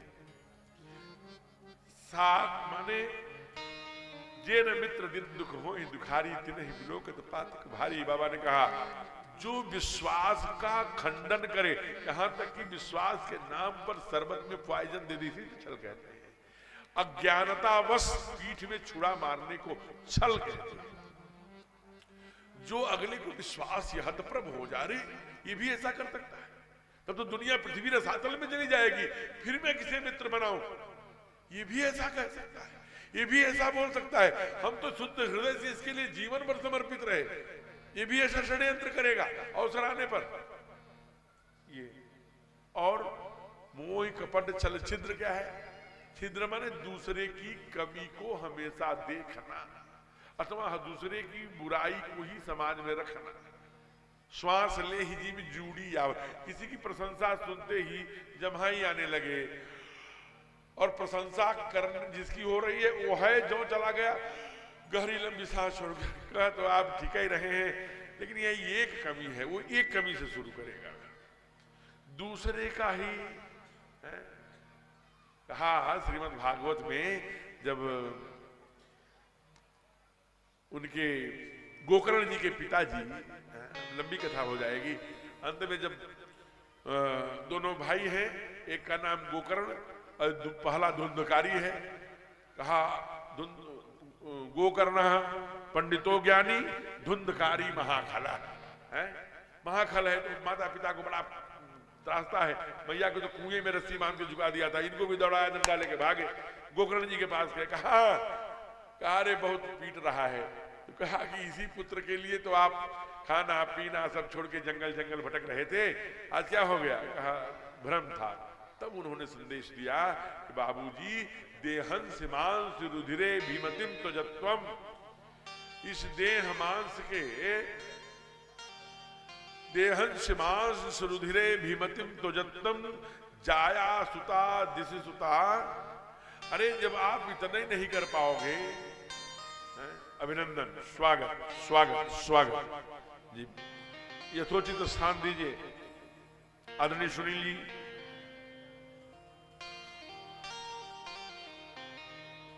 पंडित तमन्ना द्विवेदी जी बहुत ही साधक, मैं तो कहूं एक ऐसा कौटिल्य इस क्षेत्र का जिसने ऐसे अनेक प्रतिभाओं का निर्माण किया, छेनी और हथौड़ी लेकर हो, आज अपने बीच में पाकर व्यासपीठ गर्वान्वित है, प्रणाम करती है। अभी आपका सम्मान हम लोग करेंगे यहाँ, तो मैं आप जरा विचार करिए, कहा देहन से मांस रुधिरे भीमतिम त्वजत्वम जाया सुता दुष्टा। कहा अरे जो शरीर हाड़ मांस का बना है इस पर अहंकार कर रहे हो, और करना तो सामान्य बात है, इसके द्वारा जो उत्पन्न है, इसलिए सारा काम मोह मालादि है। कहा पर के दूसरे के दुर्गुण मुक्त, दूसरे के दोष गुण से मुक्त हो जाओ। कहा फिर मैं करूं क्या? कहा सीधे जाइए, श्री कथा रसमहो नितरम पिबंतु, केवल परमात्मा की कथा का आनंद करिए। बोलिए राघवेंद्र सरकार की। यहाँ कथा का विश्राम होता है। विश्वामित्र जी अपने धाम को गए, बालकांड का विश्राम हुआ। आइए अपना अब चैनल बदलिए, अवध में प्रवेश करें। अवध जो रीढ़ है इस पूरे रामायण की, बहुत चर्चित दोहे से यह कांड प्रारंभ हो रहा है। हम लोग गाते हैं, आप भी गाते हैं, हमारे साथ गाइए। श्री गुरु चरण सरोज निज मन मुकुर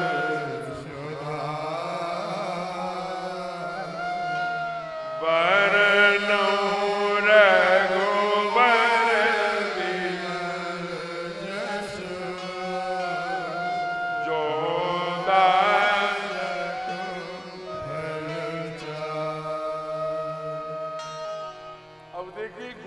चरण का रज वही है। बालकांड में क्या कहा था? श्री गुरु पद नख मणिगण ज्योति सुमिरत दिव्य दृष्टि होती। गुरु के पाद पद्मों का जो रज है वो आंख में लगाने के लिए कह रहे हैं, क्योंकि बालक की आंखें चंचल होती हैं। और अब क्या कह रहे हैं? श्री गुरु चरण सरोज रज निज मन मुकुर। मुकुर माने दर्पण, जो अपना हृदय रूपी दर्पण है उस पर ठीक करो, क्योंकि जवानी में मन चंचल हुआ करता है। आइए, ये 8 चौपाइयां हैं अवध की, बड़े भाव से आज हमारे साथ गाइए। ये पहला दोहा क्रमांक है। मैथिली जहां जहां जाती है वहां वहां सुंदर ही करती है, इसलिए अभी बालकांड में सुंदर सदन आपने पढ़ा, हमने कथा भी सुनाई। अब अवध में आए तो सुंदर केरी, लताएं भी सुंदर कर दिया, भवन भी सुंदर कर दिया, नगर भी सुंदर कर दिया, सब सुंदर।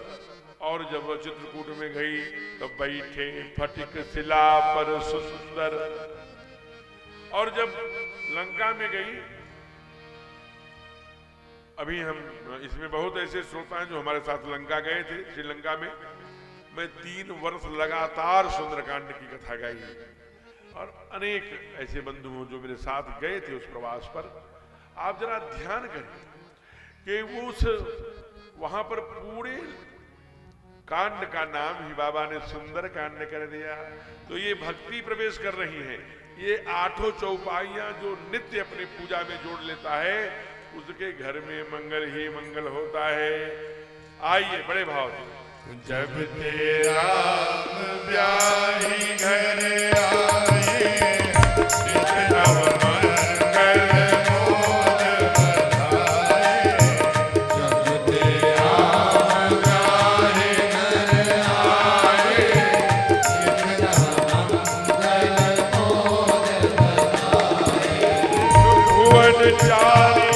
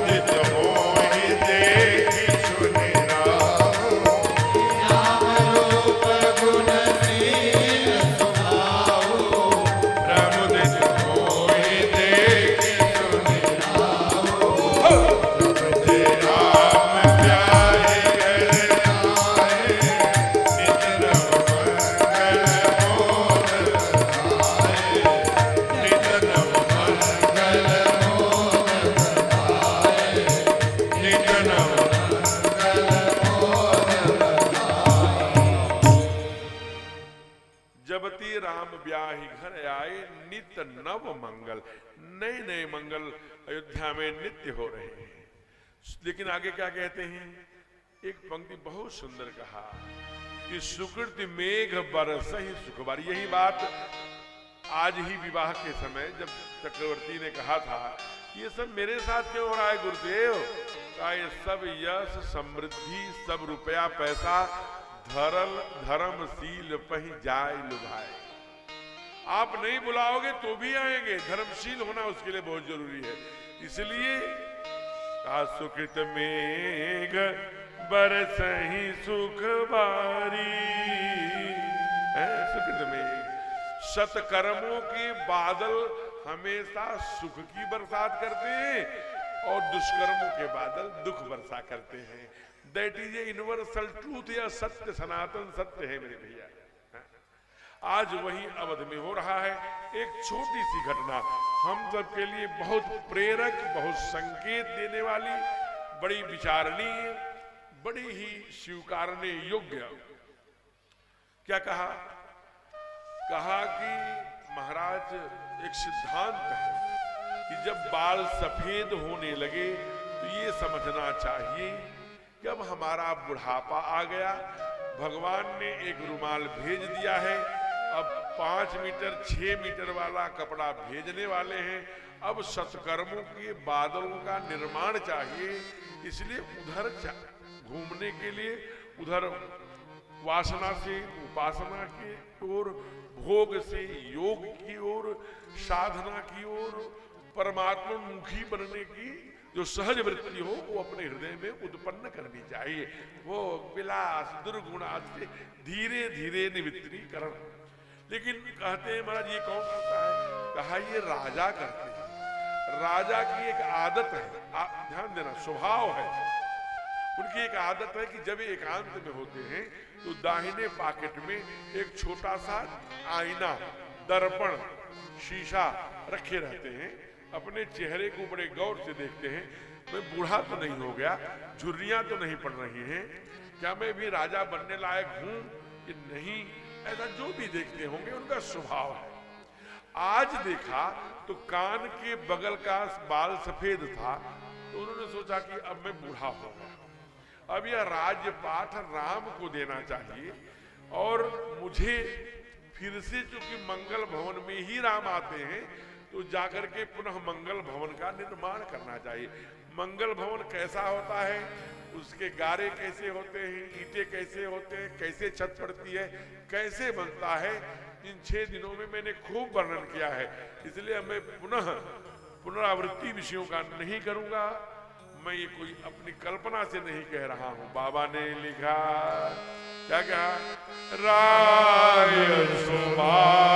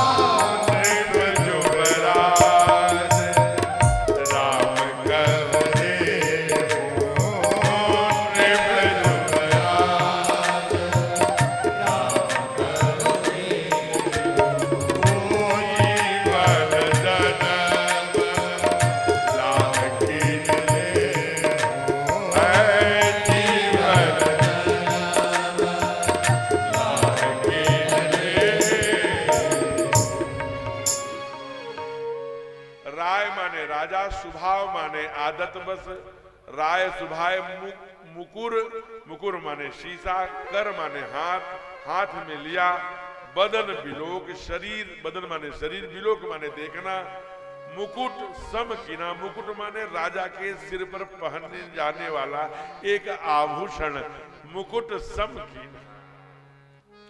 स्वागत है, अभिनंदन है। बड़े साधक, कथा के बड़े रसिया, हमारे बड़े आत्मीय श्रीमान अशोक मिश्र जी, आपका अभिनंदन है, स्वागत है। जय जय जय जय। आदरणीय राजनाथ तिवारी जी भी बड़े हमारे पुराने मित्र, मिर्जापुर से यहाँ पर ज्योति मशीनरी स्टोर सोनभद्र में है, बहुत अच्छे बड़े व्यवसायी। बैठाइए उचित आसन। प्रसंग हम लोग अवध में प्रवेश किए हैं। चक्रवर्ती जी हाथ में शीशा लेकर वही दर्पण से मुख देख रहे हैं। कान के बगल में का बार सफेद हो गया है, तो वही कह रहे हैं कि बुढ़ापा आ गया। मनहु जरठ पनयह उपदेशा, नृप जुबराज राम कहु देहु, लो जीवन जन्म लाह। देखिए, ये मैं कई बार कहा करता हूं कि प्रारब्ध नहीं बेटा जा सकता। आदरणीय अजय जी बहुत दिन बाद पाए हैं, तो हालचाल स्वाभाविक बनती है, लेकिन थोड़ी कथा का आनंद ले लिया जाए, फिर हम लोग हालचाल करेंगे। बोलिए राघवेंद्र सरकार की। अच्छा, कर लीजिए। तो राम कहने से तर जाएगा, राम कहने उतर जाएगा, राम कहने से तर जाएगा, राम कहने उतर जाएगा, पार भव से उतर जाएगा, पार भव से उतर जाएगा। चर्चा हर घर में होगी तेरी, चर्चा हर घर में होगी तेरी, जिस गली से गुजर जाएगा, जिस गली से गुजर जाएगा, राम कहने उतर जाएगा, कृष्ण कहने उतर जाएगा। जय हो।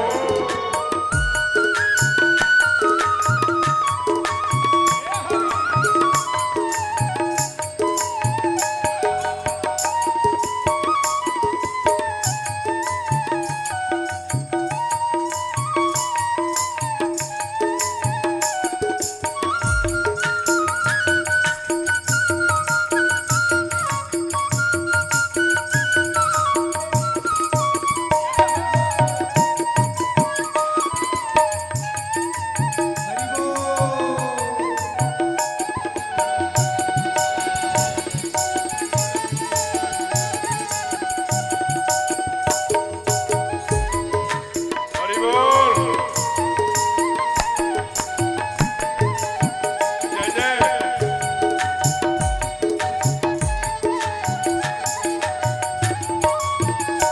बड़ी मुश्किल से नर्तन मिला, बड़ी मुश्किल से नर्तन मिला, बड़ी मुश्किल से नर्तन मिला, बड़ी मुश्किल से नर्तन मिला।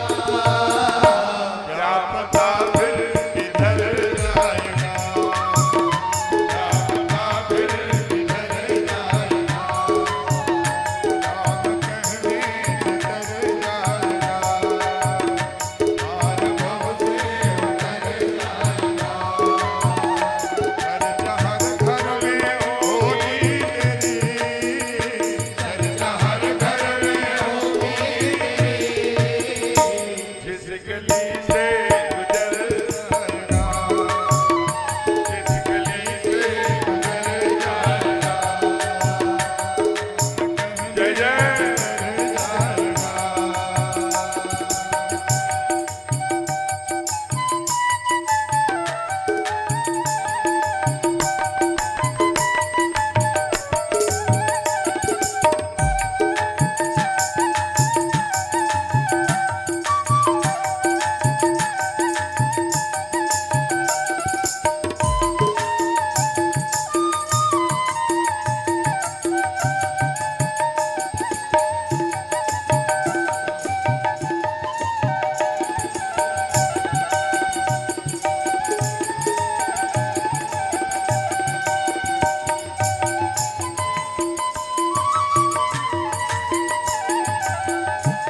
मैंने आज दर्पण में देखा, बूढ़ा राजा देश को नहीं चाहिए, अब हमें बूढ़ा राजा देश को नहीं चाहिए, अब हमें राघव हमारे बड़े हो गए हैं। अब ये चूंकि भविष्य के ज्ञाता है, याज्ञवल्क्य मुनि प्रथम जो याज्ञवल्क्य ने घोषणा किया है राज दरबार में, वहां वशिष्ठ जी बैठे हैं, जानते हैं कि ऐसा नहीं होगा, इसलिए बचाने के लिए बोल पड़ते हैं। राजन, अगर तुमने मुझसे पूछा हो तो एक काम करो। कहा क्या? बेग विलंबन करिय नृप साजिय सबहि समान सुदिन सुमंगल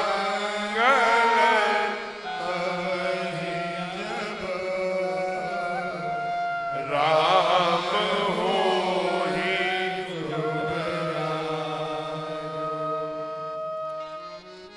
इतने सागर का पानी लाना, इतने तीर्थों का लाना, वहां से वो वनस्पति लाना, धन्य शब्द, ये किसी की आवश्यकता नहीं है। फिर क्या करना? कहा बेग विलंबन करिए नृप साजिए सबई समाज सुदिन सुमंगल जब ही जब राम हो ही जुबराज। अच्छा, होनी को कैसे रोक लेंगे आप? ये सरकार थे, ब्रह्म थे ना, ये जानते थे हम जंगल में 4 कदम जाएंगे हमारा बाप मेरे पीछे तड़प तड़प के मरेगा। क्या जानते हुए भी जंगल को गए? प्रारब्ध नहीं मिटा जा सकता। क्योंकि मैं कल निवेदन किया था, श्रवण जी की जो पूज्य माता जी ज्ञानवती जी और उनके पूज्य पिता स्तमन ऋषि, उन्होंने कहा था, सांतवन, क्षमा करिए, सांतवन ऋषि ने कहा था, जैसे मैं पुत्र के वियोग में तड़प तड़प के मर रहा हूं, वैसे आप भी मरोगे। विप्र शाप किम हो यह साचा। आज होनी को गुरुदेव कह रहे तुरंत राजा बनाओ, कल पर मत टालो, लेकिन हमारे चक्रवर्ती ने कल पे टाल दिया हो। कल नहीं आया, काल आ गया, ध्यान रखना। इसलिए श्रुति कहती है हमारे यहाँ, सुबह से शीघ्रम, अच्छे काम को तुरंत करिए, बुरे काम को कल पे टालिए। जैसे हमारे सरकार कहाँ है? आंध्रा में हैप्पी सरोवर जो आप आज है, वो पहले पंपा सरोवर हुआ करता था। वहां से लगभग 100-150 किलोमीटर, कहाँ? मैया शेवरी के आश्रम से ऊपर ऋषमुख पर्वत पर बैठे हैं। सुग्रीव नहीं आए, गए थे बरसात बीतते ही आएंगे, चलना है युद्ध करने, समुद्र पार करके रावण पता लंका जाना है, रावण ही ले गया, सब पता हो गया। गिरिराज जटायु ने भी बताया, राम राम हाँ तुम्हें पुकार इतने देख दिन पर डारी। सुग्रीव जी ने भी आभूषण दिखा के दिखा। आया नहीं सुग्रीव ही सुधी मोर बिसारी, जबते पाए गयो पुर नारी। रोमा के साथ व्यसन में, वासना में इतना वो हो गया, राजपाट पाके हमें भूल गया। ए लक्ष्मण, जाके बता दो, जिससे बाली से मारा था ना, वो बाण हमारे पास है, मैं भी उसे। कहा भैया आपको मारने की आवश्यकता नहीं है, ऐसे अनेक बाण आपके चरणों की कृपा से मेरे भीतर गस में, अभी मैं मारता हूं। लेकिन देखिए ठाकुर नीति जानते हैं, नीति। पहली बार विभीषण ने कहा था कि समुद्र कुलगुरु तुम्हारे, और इनसे विनय करिए, इनसे विनय करिए। जबकि मंत्र ने यह लक्ष्मण मन भावा, लक्ष्मण जी नाराज हुए, कादर मन कर कौन भरोसा, दैव दैव आलसी पुकारा। भगवान ने कहा कि पहली बार तो कोई सुझाव दिया है और इसकी बात छोड़ो, 3 दिन नष्ट करेंगे, लेकिन इसका सुझाव मानना चाहिए। और नीति के आधार पर मार भी सकते थे, लेकिन मनुष्य रूप धारण करके आए थे, इसलिए तब विभीषण की तरफ देखा, तब कहा कि पीयूष बस आके, इसके नाभि में पीयूष अमृत है। तो कल्पना देखिए, लक्ष्मण कह रहे हैं तुरंत मारेंगे, लेकिन भगवान ने क्या कहा? नहीं, आज नहीं मारेंगे, कल मारेंगे। जय सायक मारा में बाल, जय कर हतौ मूढ़ कर काल, जय कर हतौ मूढ़ कर काल, जय कर हतौ मूढ़ कर काल, जय कर हतौ मूढ़ कर काल, जय कर हतौ मूढ़ कर काल। और कल और आज बुरे काम को कल पे टालिए। हो सकता है कल और आज के बीच में कोई रास्ता परमात्मा दे दे। निकला सुग्रीव के नेतृत्व में ही धर्म अधर्म की लड़ाई लड़ी हो, और रावण जैसे राक्षस को भी वध करके और राज्याभिषेक किया विभीषण का, फिर अवध आए, सब कथा आप सुनेंगे ही, जानते ही हैं। इसलिए अच्छे काम को तुरंत करना, बुरे काम को कल पे टाल दीजिए। आगे जैसा आप जानते हैं, जब ही राज्याभिषेक की घोषणा हुई, सारे षड्यंत्र शुरू हो गए, देवताओं ने मीटिंग करना शुरू कर दिया, तमाम आपाधापी मच गई। और उस आपाधापी में अभिनंदन, स्वागत है, बिराजते जाइए, समिति के लोग बैठाते जाए। क्या भरोसा है भैया, ले लो इस बात। इसीलिए कहा है क्या, क्या भरोसा है इस जिंदगी का, जय जय, क्या भरोसा है इस जिंदगी का, साथ देती नहीं है किसी का, क्या भरोसा है इस जिंदगी का, क्या भरोसा है इस जिंदगी का, साथ देती नहीं है किसी का, क्या भरोसा है इस जिंदगी का।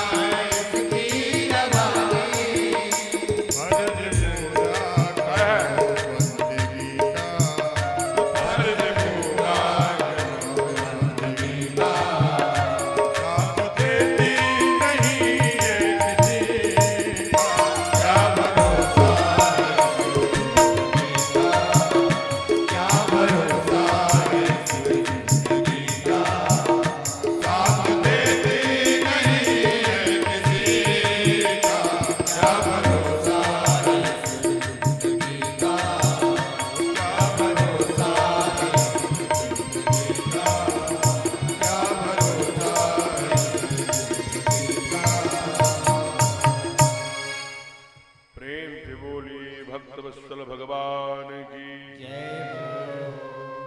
आइए, चूंकि यह कथा 5 बजे से 8 बजे तक चलती है, इसी बीच में सुदूर क्षेत्रों से, ग्रामीण क्षेत्रों से, शहरी क्षेत्रों से, जनपद के कोने कोने से हमारे विशिष्ट जन, अतिथिजन, ऐसे श्रेष्ठ जन यहाँ पर उनका पदार्पण हुआ है। इस समिति की एक परंपरा है कि उनको मंच पर बुलाकर उनका सम्मान करना और बड़े भाव से उनके आदर पूर्वक सम्मान किया जाता है। इसलिए उस परंपरा के निर्वहन हेतु एक 5 मिनट के लिए मंच में इस समिति के संचालक जी की ओर दे रहा हूं। फिर मिलते हैं। जय श्री राम। जय जय श्री राम। महाराज जी के चरणों में सादर चरण स्पर्श। हमारे ग्राम पंचायत तिलौली कला के इस पावन पवित्र धरती पे दूर दूर से आए हुए सभी अतिथियों का हृदय की गहराइयों से हार्दिक स्वागत, अभिनंदन और सादर प्रणाम करता हूं। इसी क्रम में जिले से चल के आए भारतीय जनता पार्टी के पूर्व जिले के अध्यक्ष आदरणीय श्री रमेश मिश्रा जी और जिले के अशोक मिश्रा जी और आदरणीय श्री राजनारायण तिवारी जी जिला मंत्री, पूर्व आपसे आग्रह है कि पूर्व प्रधान श्री अजय सिंह जी, आपसे आग्रह है कि आप महान भाव को मंच पे लेकर के आने की कृपा करें। उनके साथ श्री अरुण कुमार चौबे जी पूर्व प्रधान और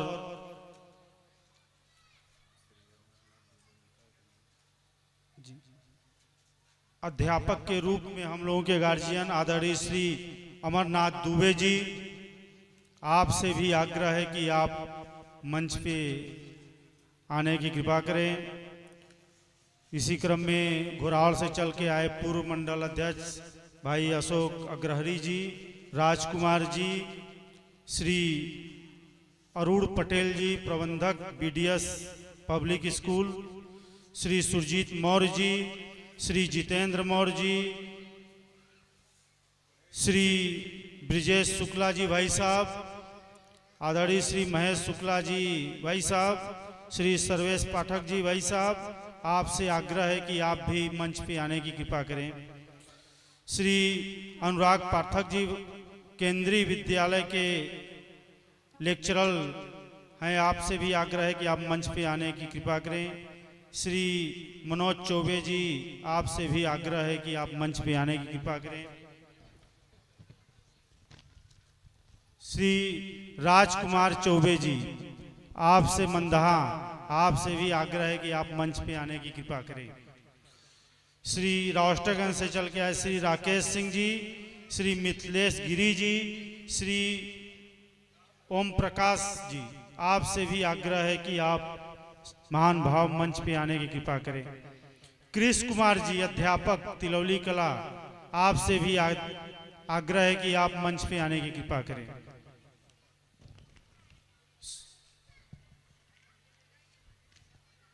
महाराज जी हमारे जो 6 दिन से कार्यकर्ता बंधु जो आप सबकी सेवा में लगे हैं,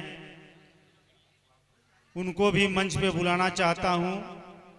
श्री बेचन सिंह जी, श्री भंवर सिंह, श्री गोपी जी, श्री राम जी, श्री सुरेश जी, श्री रमेश जी, श्री सुनील जी, पुस्सी जी, राजू, शिवलाल मौर्य, हमारे कार्यकर्ता बंधु, आपसे भी आग्रह है कि अतिथियों का स्वागत होने के बाद आप जब मंच से उतरेंगे आप लोग फिर वहीं रुकिए। और छोटे बालक के रूप में आयुष पटेल, दिव्यांशु, पीयूष, अभिनव, जिनका नाम बोला जा रहा है वही मंच पे आएंगे। ये बच्चे भी 6 दिन से सेवा में लगे हुए हैं।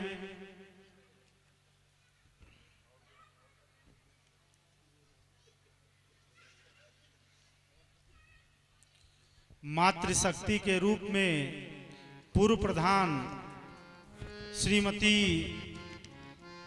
नीलम सिंह जी से आग्रह है कि आप भी मंच पे आने की कृपा करें।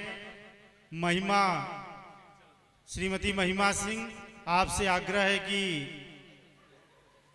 चाची जी को मंच पे लाने की कृपा करें।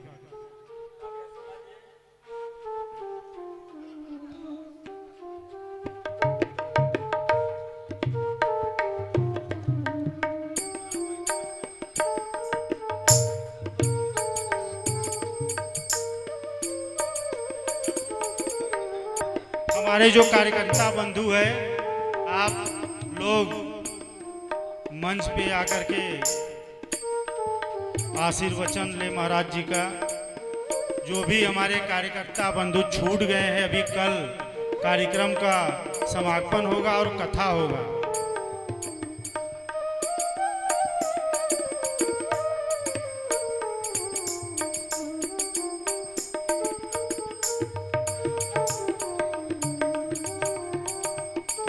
जोगनी के प्रधान भाई रत्नेश जी, आपसे भी, और राजकुमार जी, आप दोनों महान भाव से अनुरोध है कि आप दोनों लोग मंच पे आने की कृपा करें।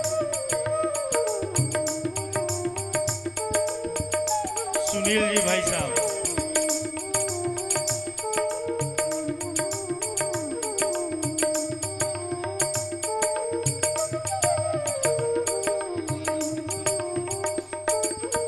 खुशी जी,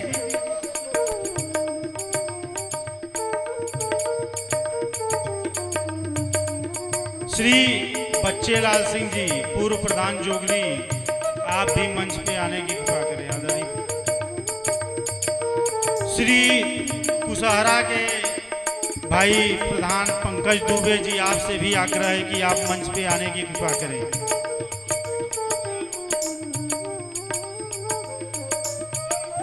कुशहरा से अशोक जी और गोपाल जी, अगर आए हो तो आप भी मंच पे आने की कृपा करें।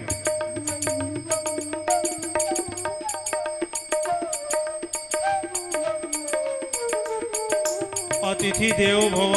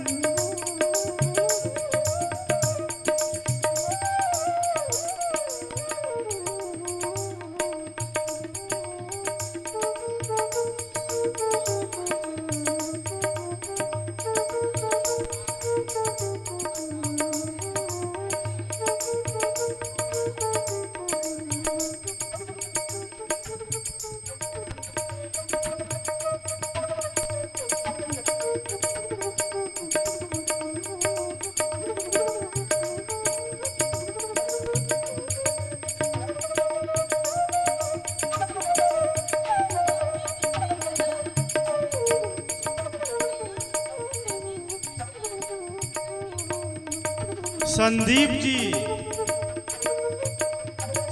जी जहाँ भी कहीं हैं आप, हमारी आवाज आ रही है, आप भी मंच पे आने की कृपा करें। संदीप और मिंटू और कृष्ण कुमार, कल्लू भाई, और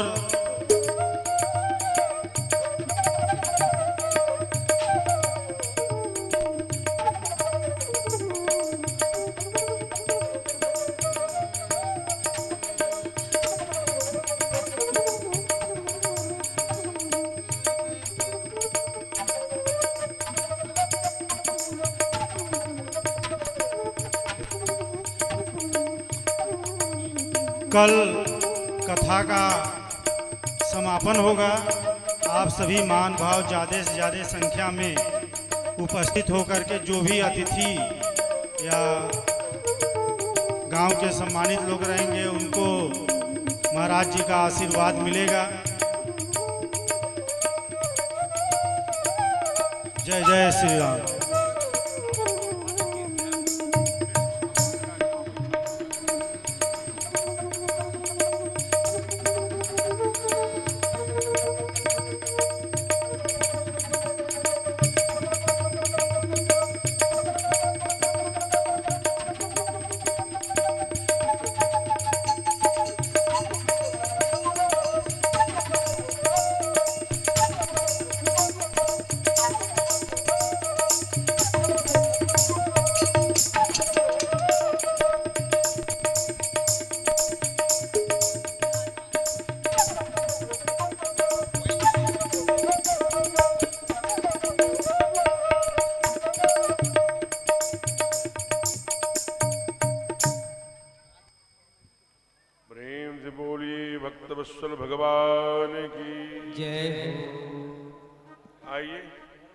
लोगों ने 15 मिनट लगा दिया स्वागत में, अब 15 ही मिनट अपने पास शेष है। इसलिए आइए एक बार थोड़ा सा परमात्मा का नाम फिर थोड़ी सी। ये राधे कृष्णा गोविंद गोपाल राधे माधवा, ये राधे कृष्णा गोविंद गोपाल राधे माधवा, राधे कृष्णा गोविंद गोपाल राधे माधवा, राधे कृष्णा गोविंद गोपाल राधे माधवा, गोविंद राधे माधवा, गोविंद राधे माधवा, गोपाल राधे माधवा, गोपाल राधे माधवा, राधे कृष्णा गोविंद गोपाल राधे माधवा, राधे कृष्णा गोविंद गोपाल राधे माधवा।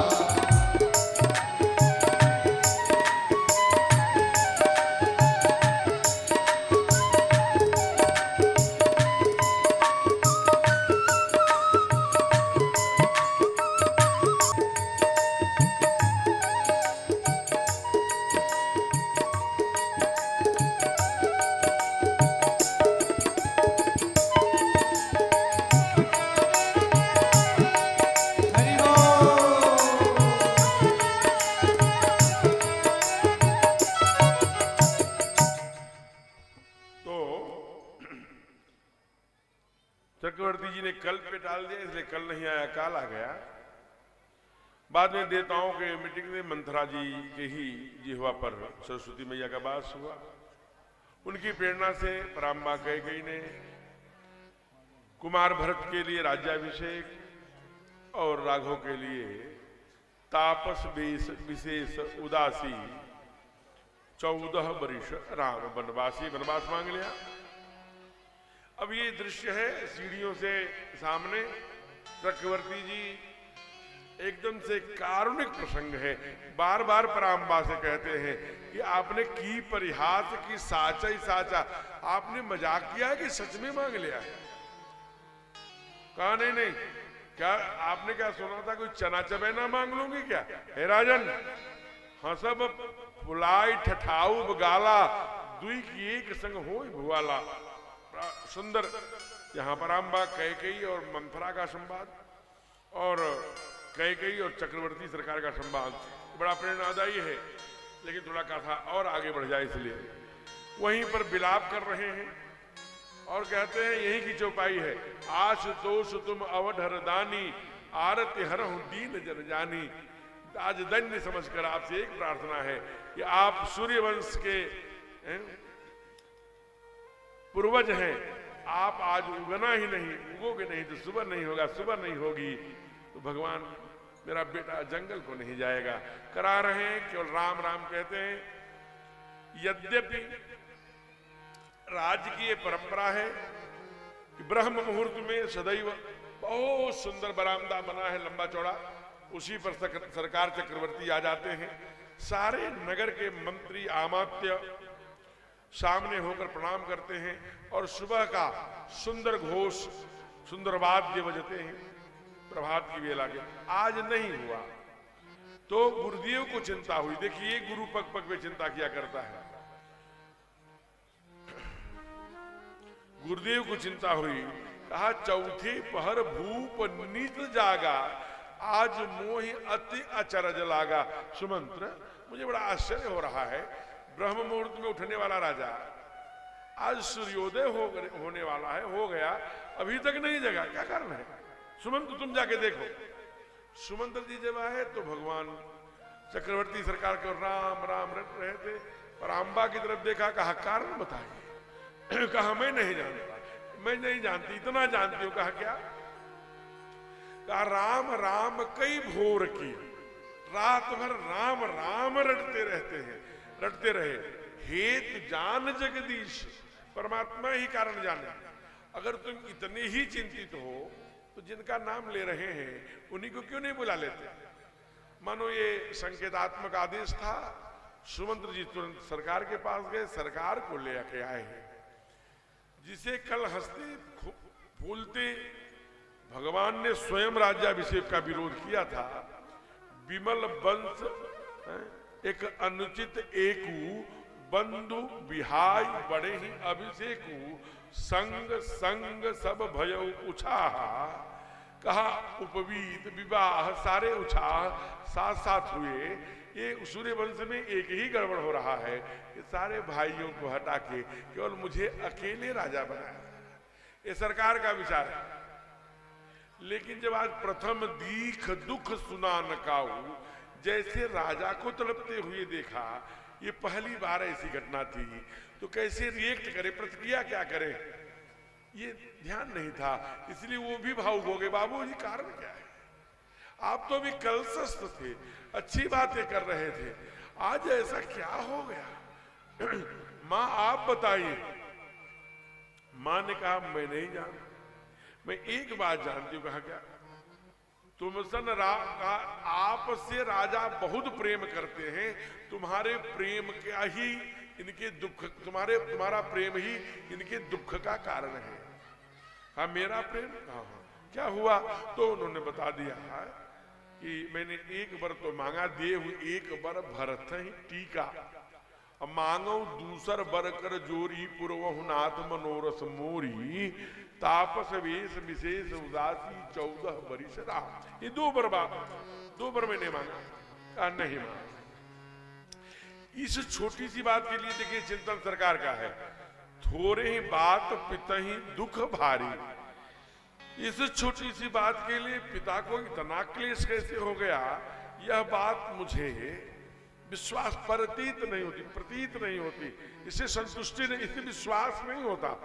यह आश्चर्य है, इस पर मेरा मन स्थिर नहीं है। कारण क्या है? कुछ और कारण है।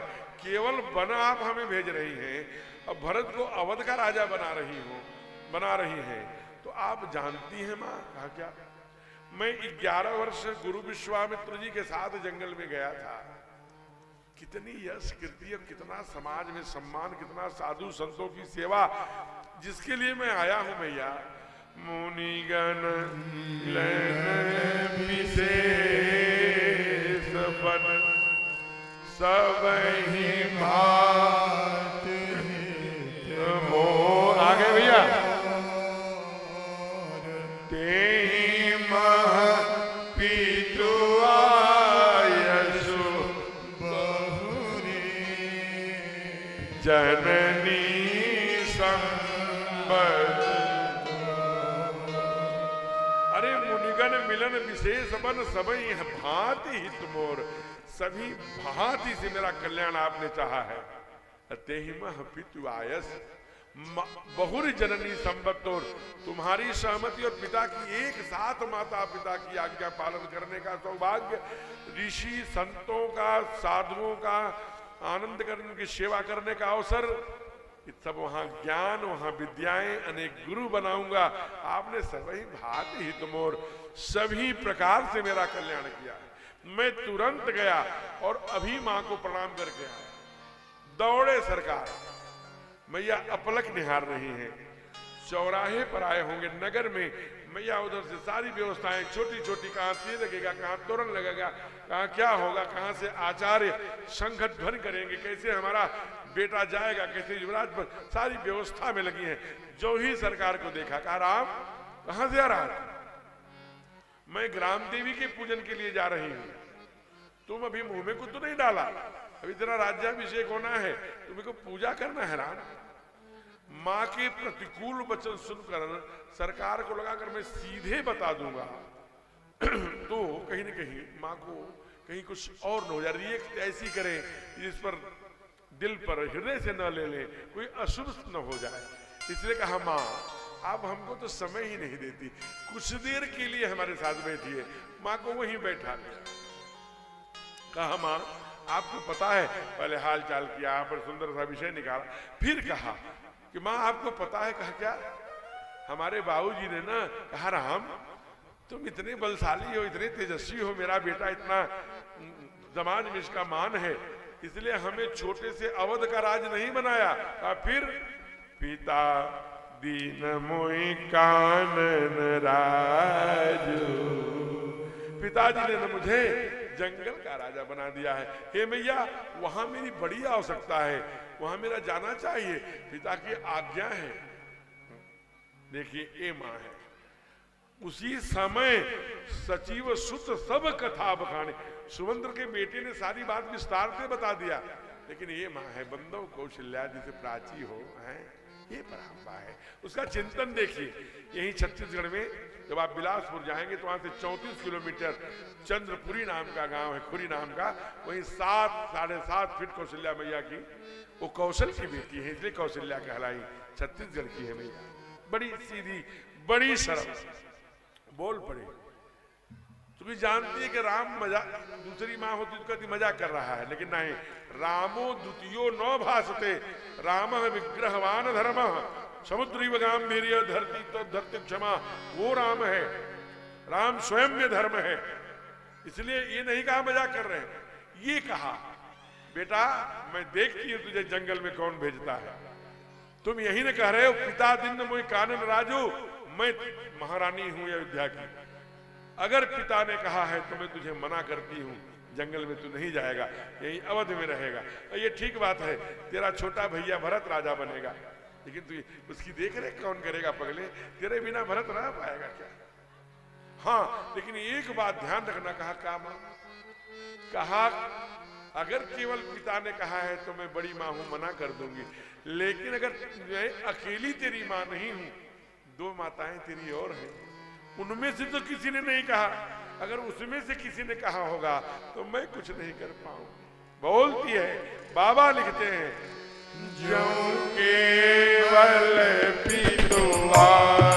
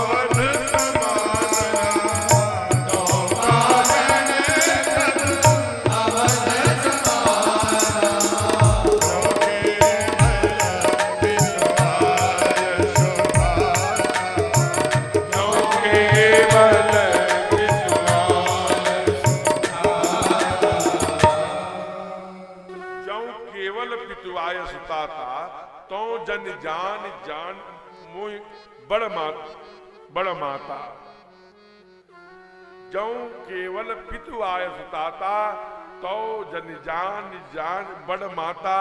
जौ पितु मात कहू बन जाना, तो कानन सत अवध समाना हो। तब वह जंगल तुम्हें 100 अयोध्या के बराबर है, ये माता है। लेकिन ध्यान रखना राघव, अतः मां का रिश्ता भूल मत जाना। उसी समय अभी मां अनुराग में, कभी वियोग में, कभी प्रेम में राघव के सर पर हाथ फिरा रही है। उसी समय मैथिली आ जाती है। मैथिली क्या सोचती हैं, मुझे साथ में ले चलेंगी, क्या करेंगे? अरे जानकी तुम आ गई, मैं यही सोच रहा था। देखो कुछ परिस्थितियां बदली हैं, कुछ स्थितियां प्रतिकूल हुई हैं। बाबूजी ने कहा है मैं थोड़ा जंगल में जा रहा हूं, एक 14 वर्ष रह करके मैं फिर वापस आ जाऊंगा, तब तक तुम तीनों माताओं को संभालना। मैं नहीं हूं तो क्या हुआ, तुम हो, तुम्हारे कंधों पर बड़ी जिम्मेदारी लेके जा रहा हूं। मां ने कहा आपके ऊपर अवध के संस्कार हैं, तो हमारे ऊपर मिथिला का संस्कार है।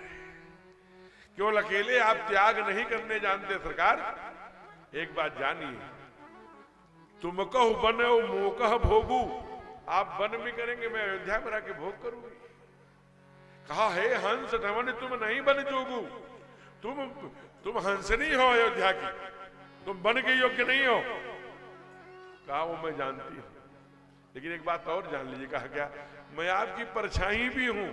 जैसे मनुष्य के साथ उसकी परछाई अलग नहीं होती, वैसे मैं आपसे अलग नहीं हो सकती। परांबा कौशल्या बोल पड़ी, कैसी बात करती हो?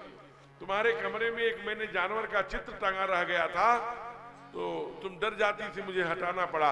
कपि आकृति तुम देख डराती, तुम काफी बंदरों की, भालू की फोटो देख के डर जाती हो। जंगल में तो केवल शेर सिंह सब दोनों माँ और पुत्र खूब डरा रहे मैया।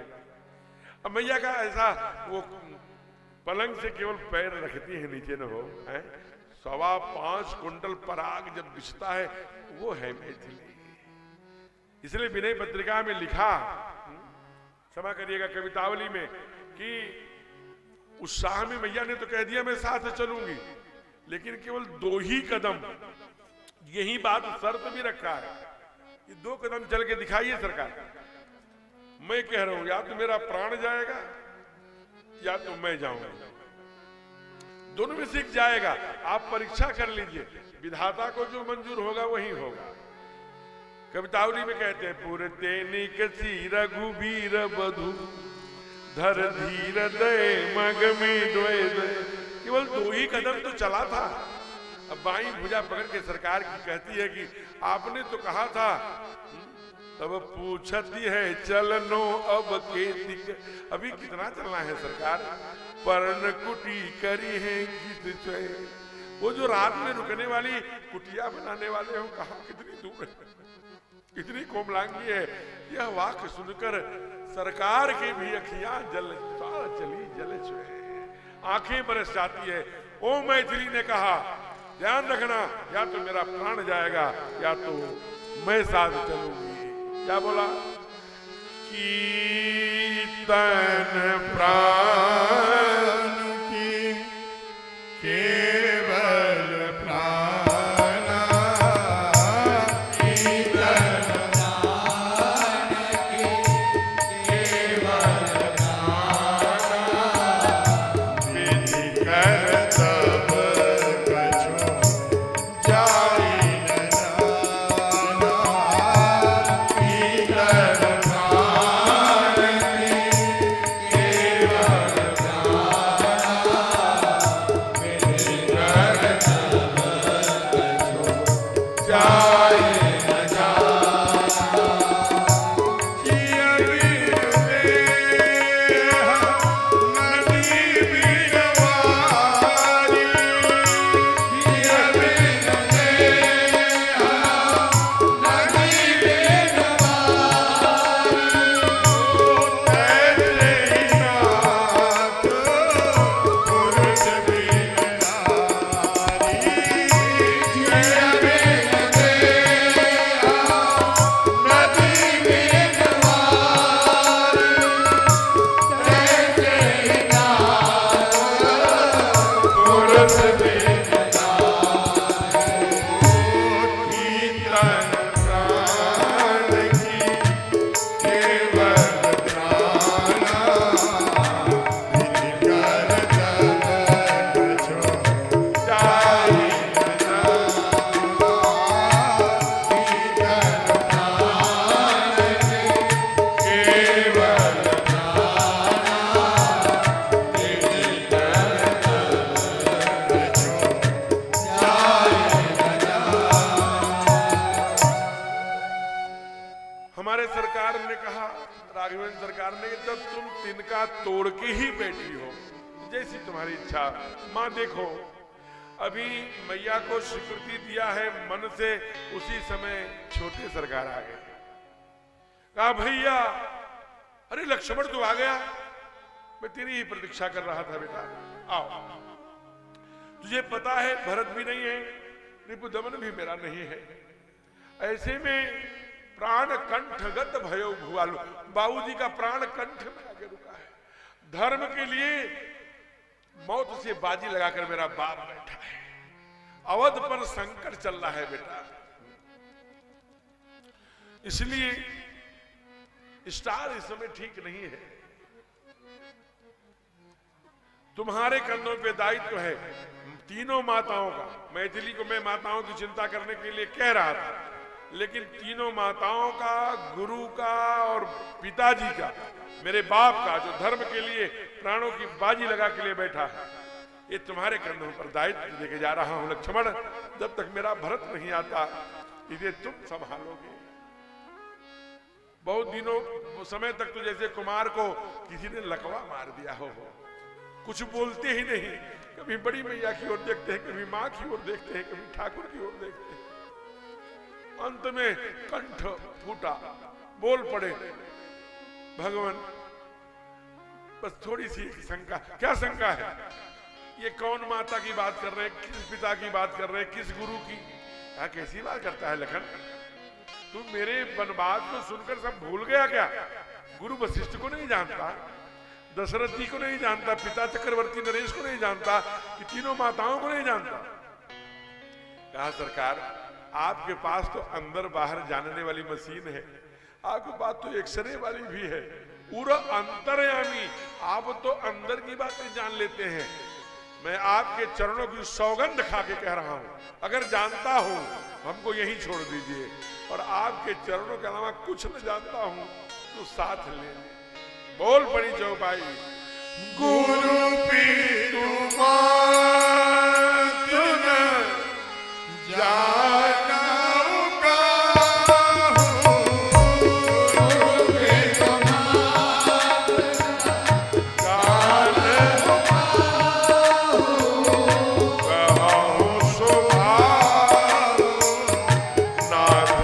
कहूं सुभाव मोरे सबरी एक तुम स्वामी,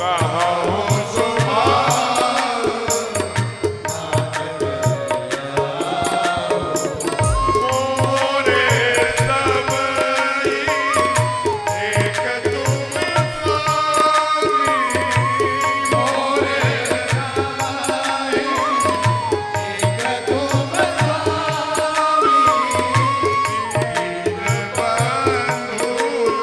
तुम स्वामी, दीन बंधु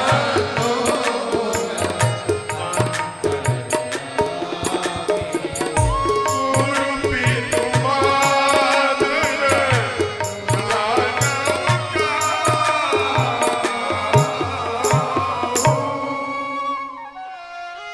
गुरु पितु मात न जानो काहू, कहूं स्वभाव नाथ पतियाहू, मोरे सबई एक तुम स्वामी। अंत में क्या कहा हो? दीन बंधु, मैंने सुना है कि दीनों के आप भाई बन जाते हैं, हम तो हमारे तो सगे भैया हैं, फिर भी मेरी दीन अवस्था में मेरा साथ नहीं दे रहे। हमें कोई प्रोटोकॉल नहीं चाहिए, माँ को लेके जा रहे हैं, कहाँ बैठना, कहाँ उठना, कहाँ रुकना, अब सोचना पड़ेगा। हम तो सरकार ने दोनों के चरणों में बस निहारते रहेंगे, और एक बार डंडा ठोक के कह रहे हैं सरकार, क्या जहां ले चलोगे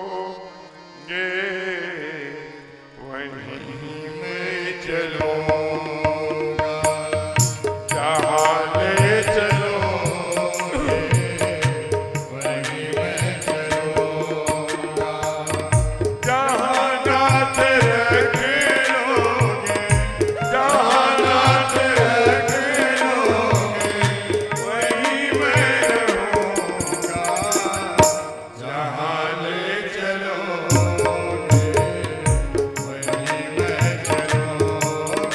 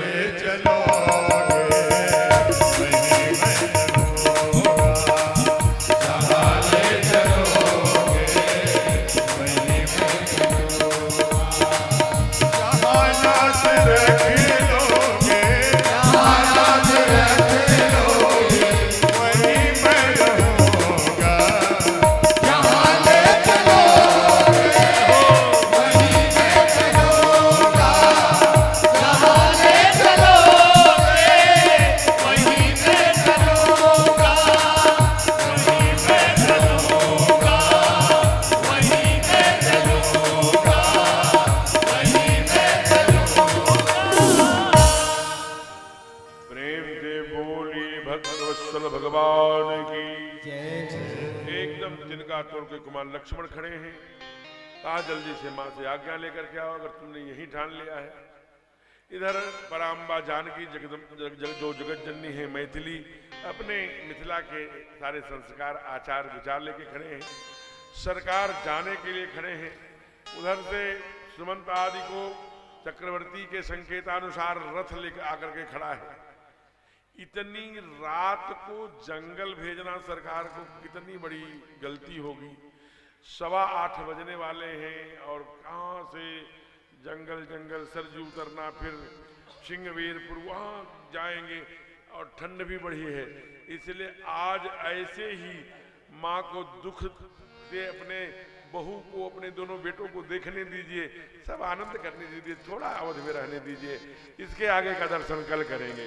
हे ईश सब सुखी हो, कोई न हो दुखारी, सब हो निरोग्य भगवन, धन धान्य के भंडारी, सब भद्र भाव देखे, सन्मार्ग के पथिक हो, दुखिया न कोई होए, सृष्टि में प्राणधारी, हे ईश सब सुखी हो, कोई न हो बुखारी, सुखी बसे संसार सुख, दुखिया रहे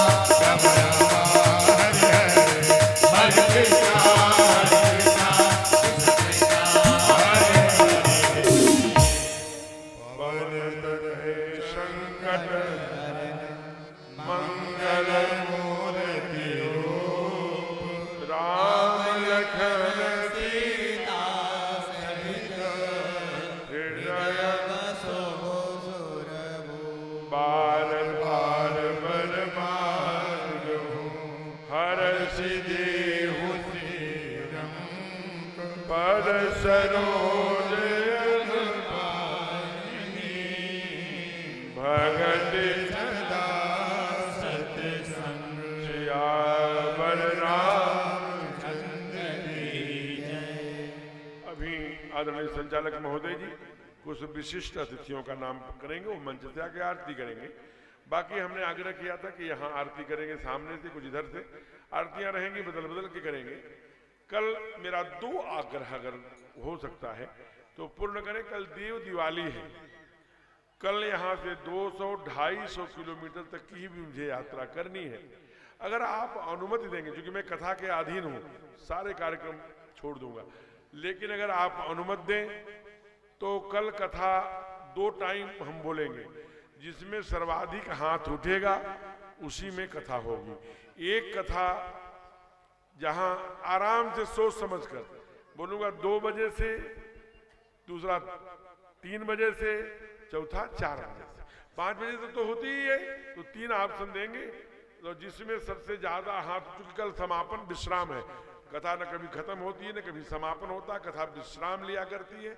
हरि अनंत हरि कथा अनंता, कहीं सुनाई नित्य चलने वाली है, नित्य नूतन है, नित्य चरैवेती है, नित्य अमृत है और नित्य नए नए भी है, इसलिए हमेशा सुनने के लिए 2 बजे से जो चाहते हैं हाथ खड़ा करें। 2 बजे से 2 बहनें बेचारी बड़ी उत्साह से खड़ा की, लेकिन जमानत जब्त हो गई, वोट आपको नहीं मिला। 2 वोट इधर एक मैया ने दिया है, तो 4। अच्छा इधर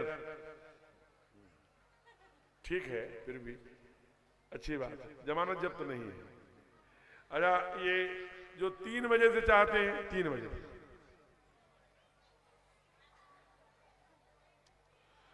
जो 4 बजे से चाहते हैं, चलिए आप लोग चाहते ही नहीं। कुछ लोग जो हाथ नहीं खड़ा किए वो क्या चाहते हैं, या तो समझ नहीं पा रहे हैं। मैया कह रही है ऐसे ऐसे 3 बजे से, तो फिर से एक बार मैं 3 बजे से जो चाहते हैं, 3 बजे से पूरे माताओं का हाथ उठा है, तो ठीक है। नम पार्वती पतये हर महादेव। 2 बजे से जल्दी हो जाएगा, ये 3 बजे से ठीक है। तो कल की कथा 3 बजे से 6 बजे तक होगी, क्योंकि फिर आपके घरों में तुलसी विवाह है और कार्यक्रम है करने होंगे। कुछ जो एकादशी को चूंकि 3:40 से भद्रा हो गई थी, तो बहुत बड़े परिवारों में, क्योंकि आचार्य जी यहाँ बैठे हैं, आदरणीय पंडित विजय शुक्ल जी, तो चूंकि 3 बजे के बाद 3:30 बजे भद्रा हो गई थी एकादशी को, और हमारे डॉक्टर साहब भी यही विराजमान है, तो मैं निवेदन कर रहा था कि इसलिए तुलसी विवाह कल पूर्णिमा है, बहुतों को करना होगा। इसलिए आपसे निवेदन है कि कल आप ठीक 3 बजे, हमारी 2:30 बजे 2 बजे संगीत टीम आ जाएगी, 3 बजने में 5 मिनट बाकी रहेगा, मैं आऊंगा, 6 बजने में 5 मिनट बाकी रहेगा, तभी आरती होगी। कल बड़े सूत्रवत, कल शास्त्र के आधार पर जीवन जीने के रामायण द्वारा सूत्र क्या है, ये सब बात करेंगे। एक आग्रह। दूसरा आग्रह, कल की कथा 3 बजे से है, जिनको सूचना हो गई हाथ खड़े करें। 3 बजे से सबको सूचना जी, ये नहीं कि अरे महाराज जी सुने नहीं 2 ही बजे से बोले, तो कल 3 बजे से है। और एक बात कि आरती जो 7 दिन नहीं कर पाए, कल कैसे करेंगे? तो हम जो है, चूंकि कल पूर्णिमा है, कार्तिक पूर्णिमा के दिन दीपदान और दीप आरती का ही महात्म्य है, और ये दान पुण्य का महीना है। मैंने इसलिए 7 दिन तक आपसे दान नहीं मांगा, क्योंकि आप कहते बड़े लालची महाराज आए हैं, कहते हैं साड़ी चढ़ाओ, थाली चढ़ाओ, रुपया दो। इसलिए आपका मन कथा के प्रति अच्छा बना रहे, इसलिए मैंने ये विषय नहीं रखा। अब आपसे हाथ जोड़कर विनती है कि कल मैं कुछ वचन मांगूंगा, रुपया पैसा नहीं, कल कुछ वचन आपके घर में करनी है, 5 कार्य, वो मैं कल मांगूंगा। अगर आप दे सकेंगे या दे सकेंगे तो मुझे बहुत अच्छा लगेगा। और कल सभी से आग्रह है कि आटा की आरती बनती है वो, और उसकी भी बनती है मिट्टी की, जिसका आटा में हाथ नहीं जलेगा। आटा की बनाएंगे तो हाथ नहीं जलेगा। और उसकी सब अगर कल आरती लेके आएंगे तो कल हम लोग कार्तिक के पूर्णिमा के दिन कथा की महा आरती कर लेंगे, और वो आरती कार्यकर्ता लगे रहेंगे, टेंट में नहीं लगाना है। इधर के पुरुष वर्ग यहाँ से ऐसे सजाएगा, माताएं यहाँ से ऐसे सजाएंगी। पंडाल के बाहर कल महाआरती का भी कार्यक्रम रहेगा। 2 सूचनाएं देकर आज के सुंदर विवाह, यहाँ अयोध्या आना, भगवान के सुंदर वनवास का ये जो कथा थी, इसकी पुण्याई हमारे श्रोताओं सहित हमारे मुख्य यजमान आदरणीय प्रदीप जी और क्षमा रानी जो उधर विराजमान हैं, उनका मंगल करे और हम सभी को परमात्ममुखी बनने में सहायता करे। इसी भावना के साथ जय जय सीताराम। जो हमारे अतिथि महोदय लोग हैं, आए हुए हैं, आपसे आग्रह है कि आप मंच पे आकर के आरती करें जजमान के साथ। हमारे अतिथि महोदय लोग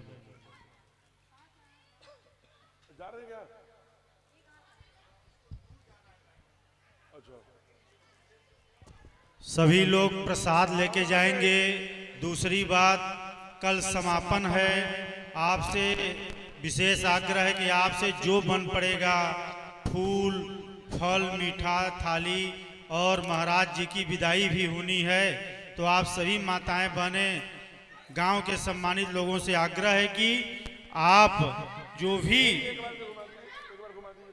विदाई में जो भी दिया जाता है आप लोग महाराज जी को देंगी, आपसे विशेष आग्रह है।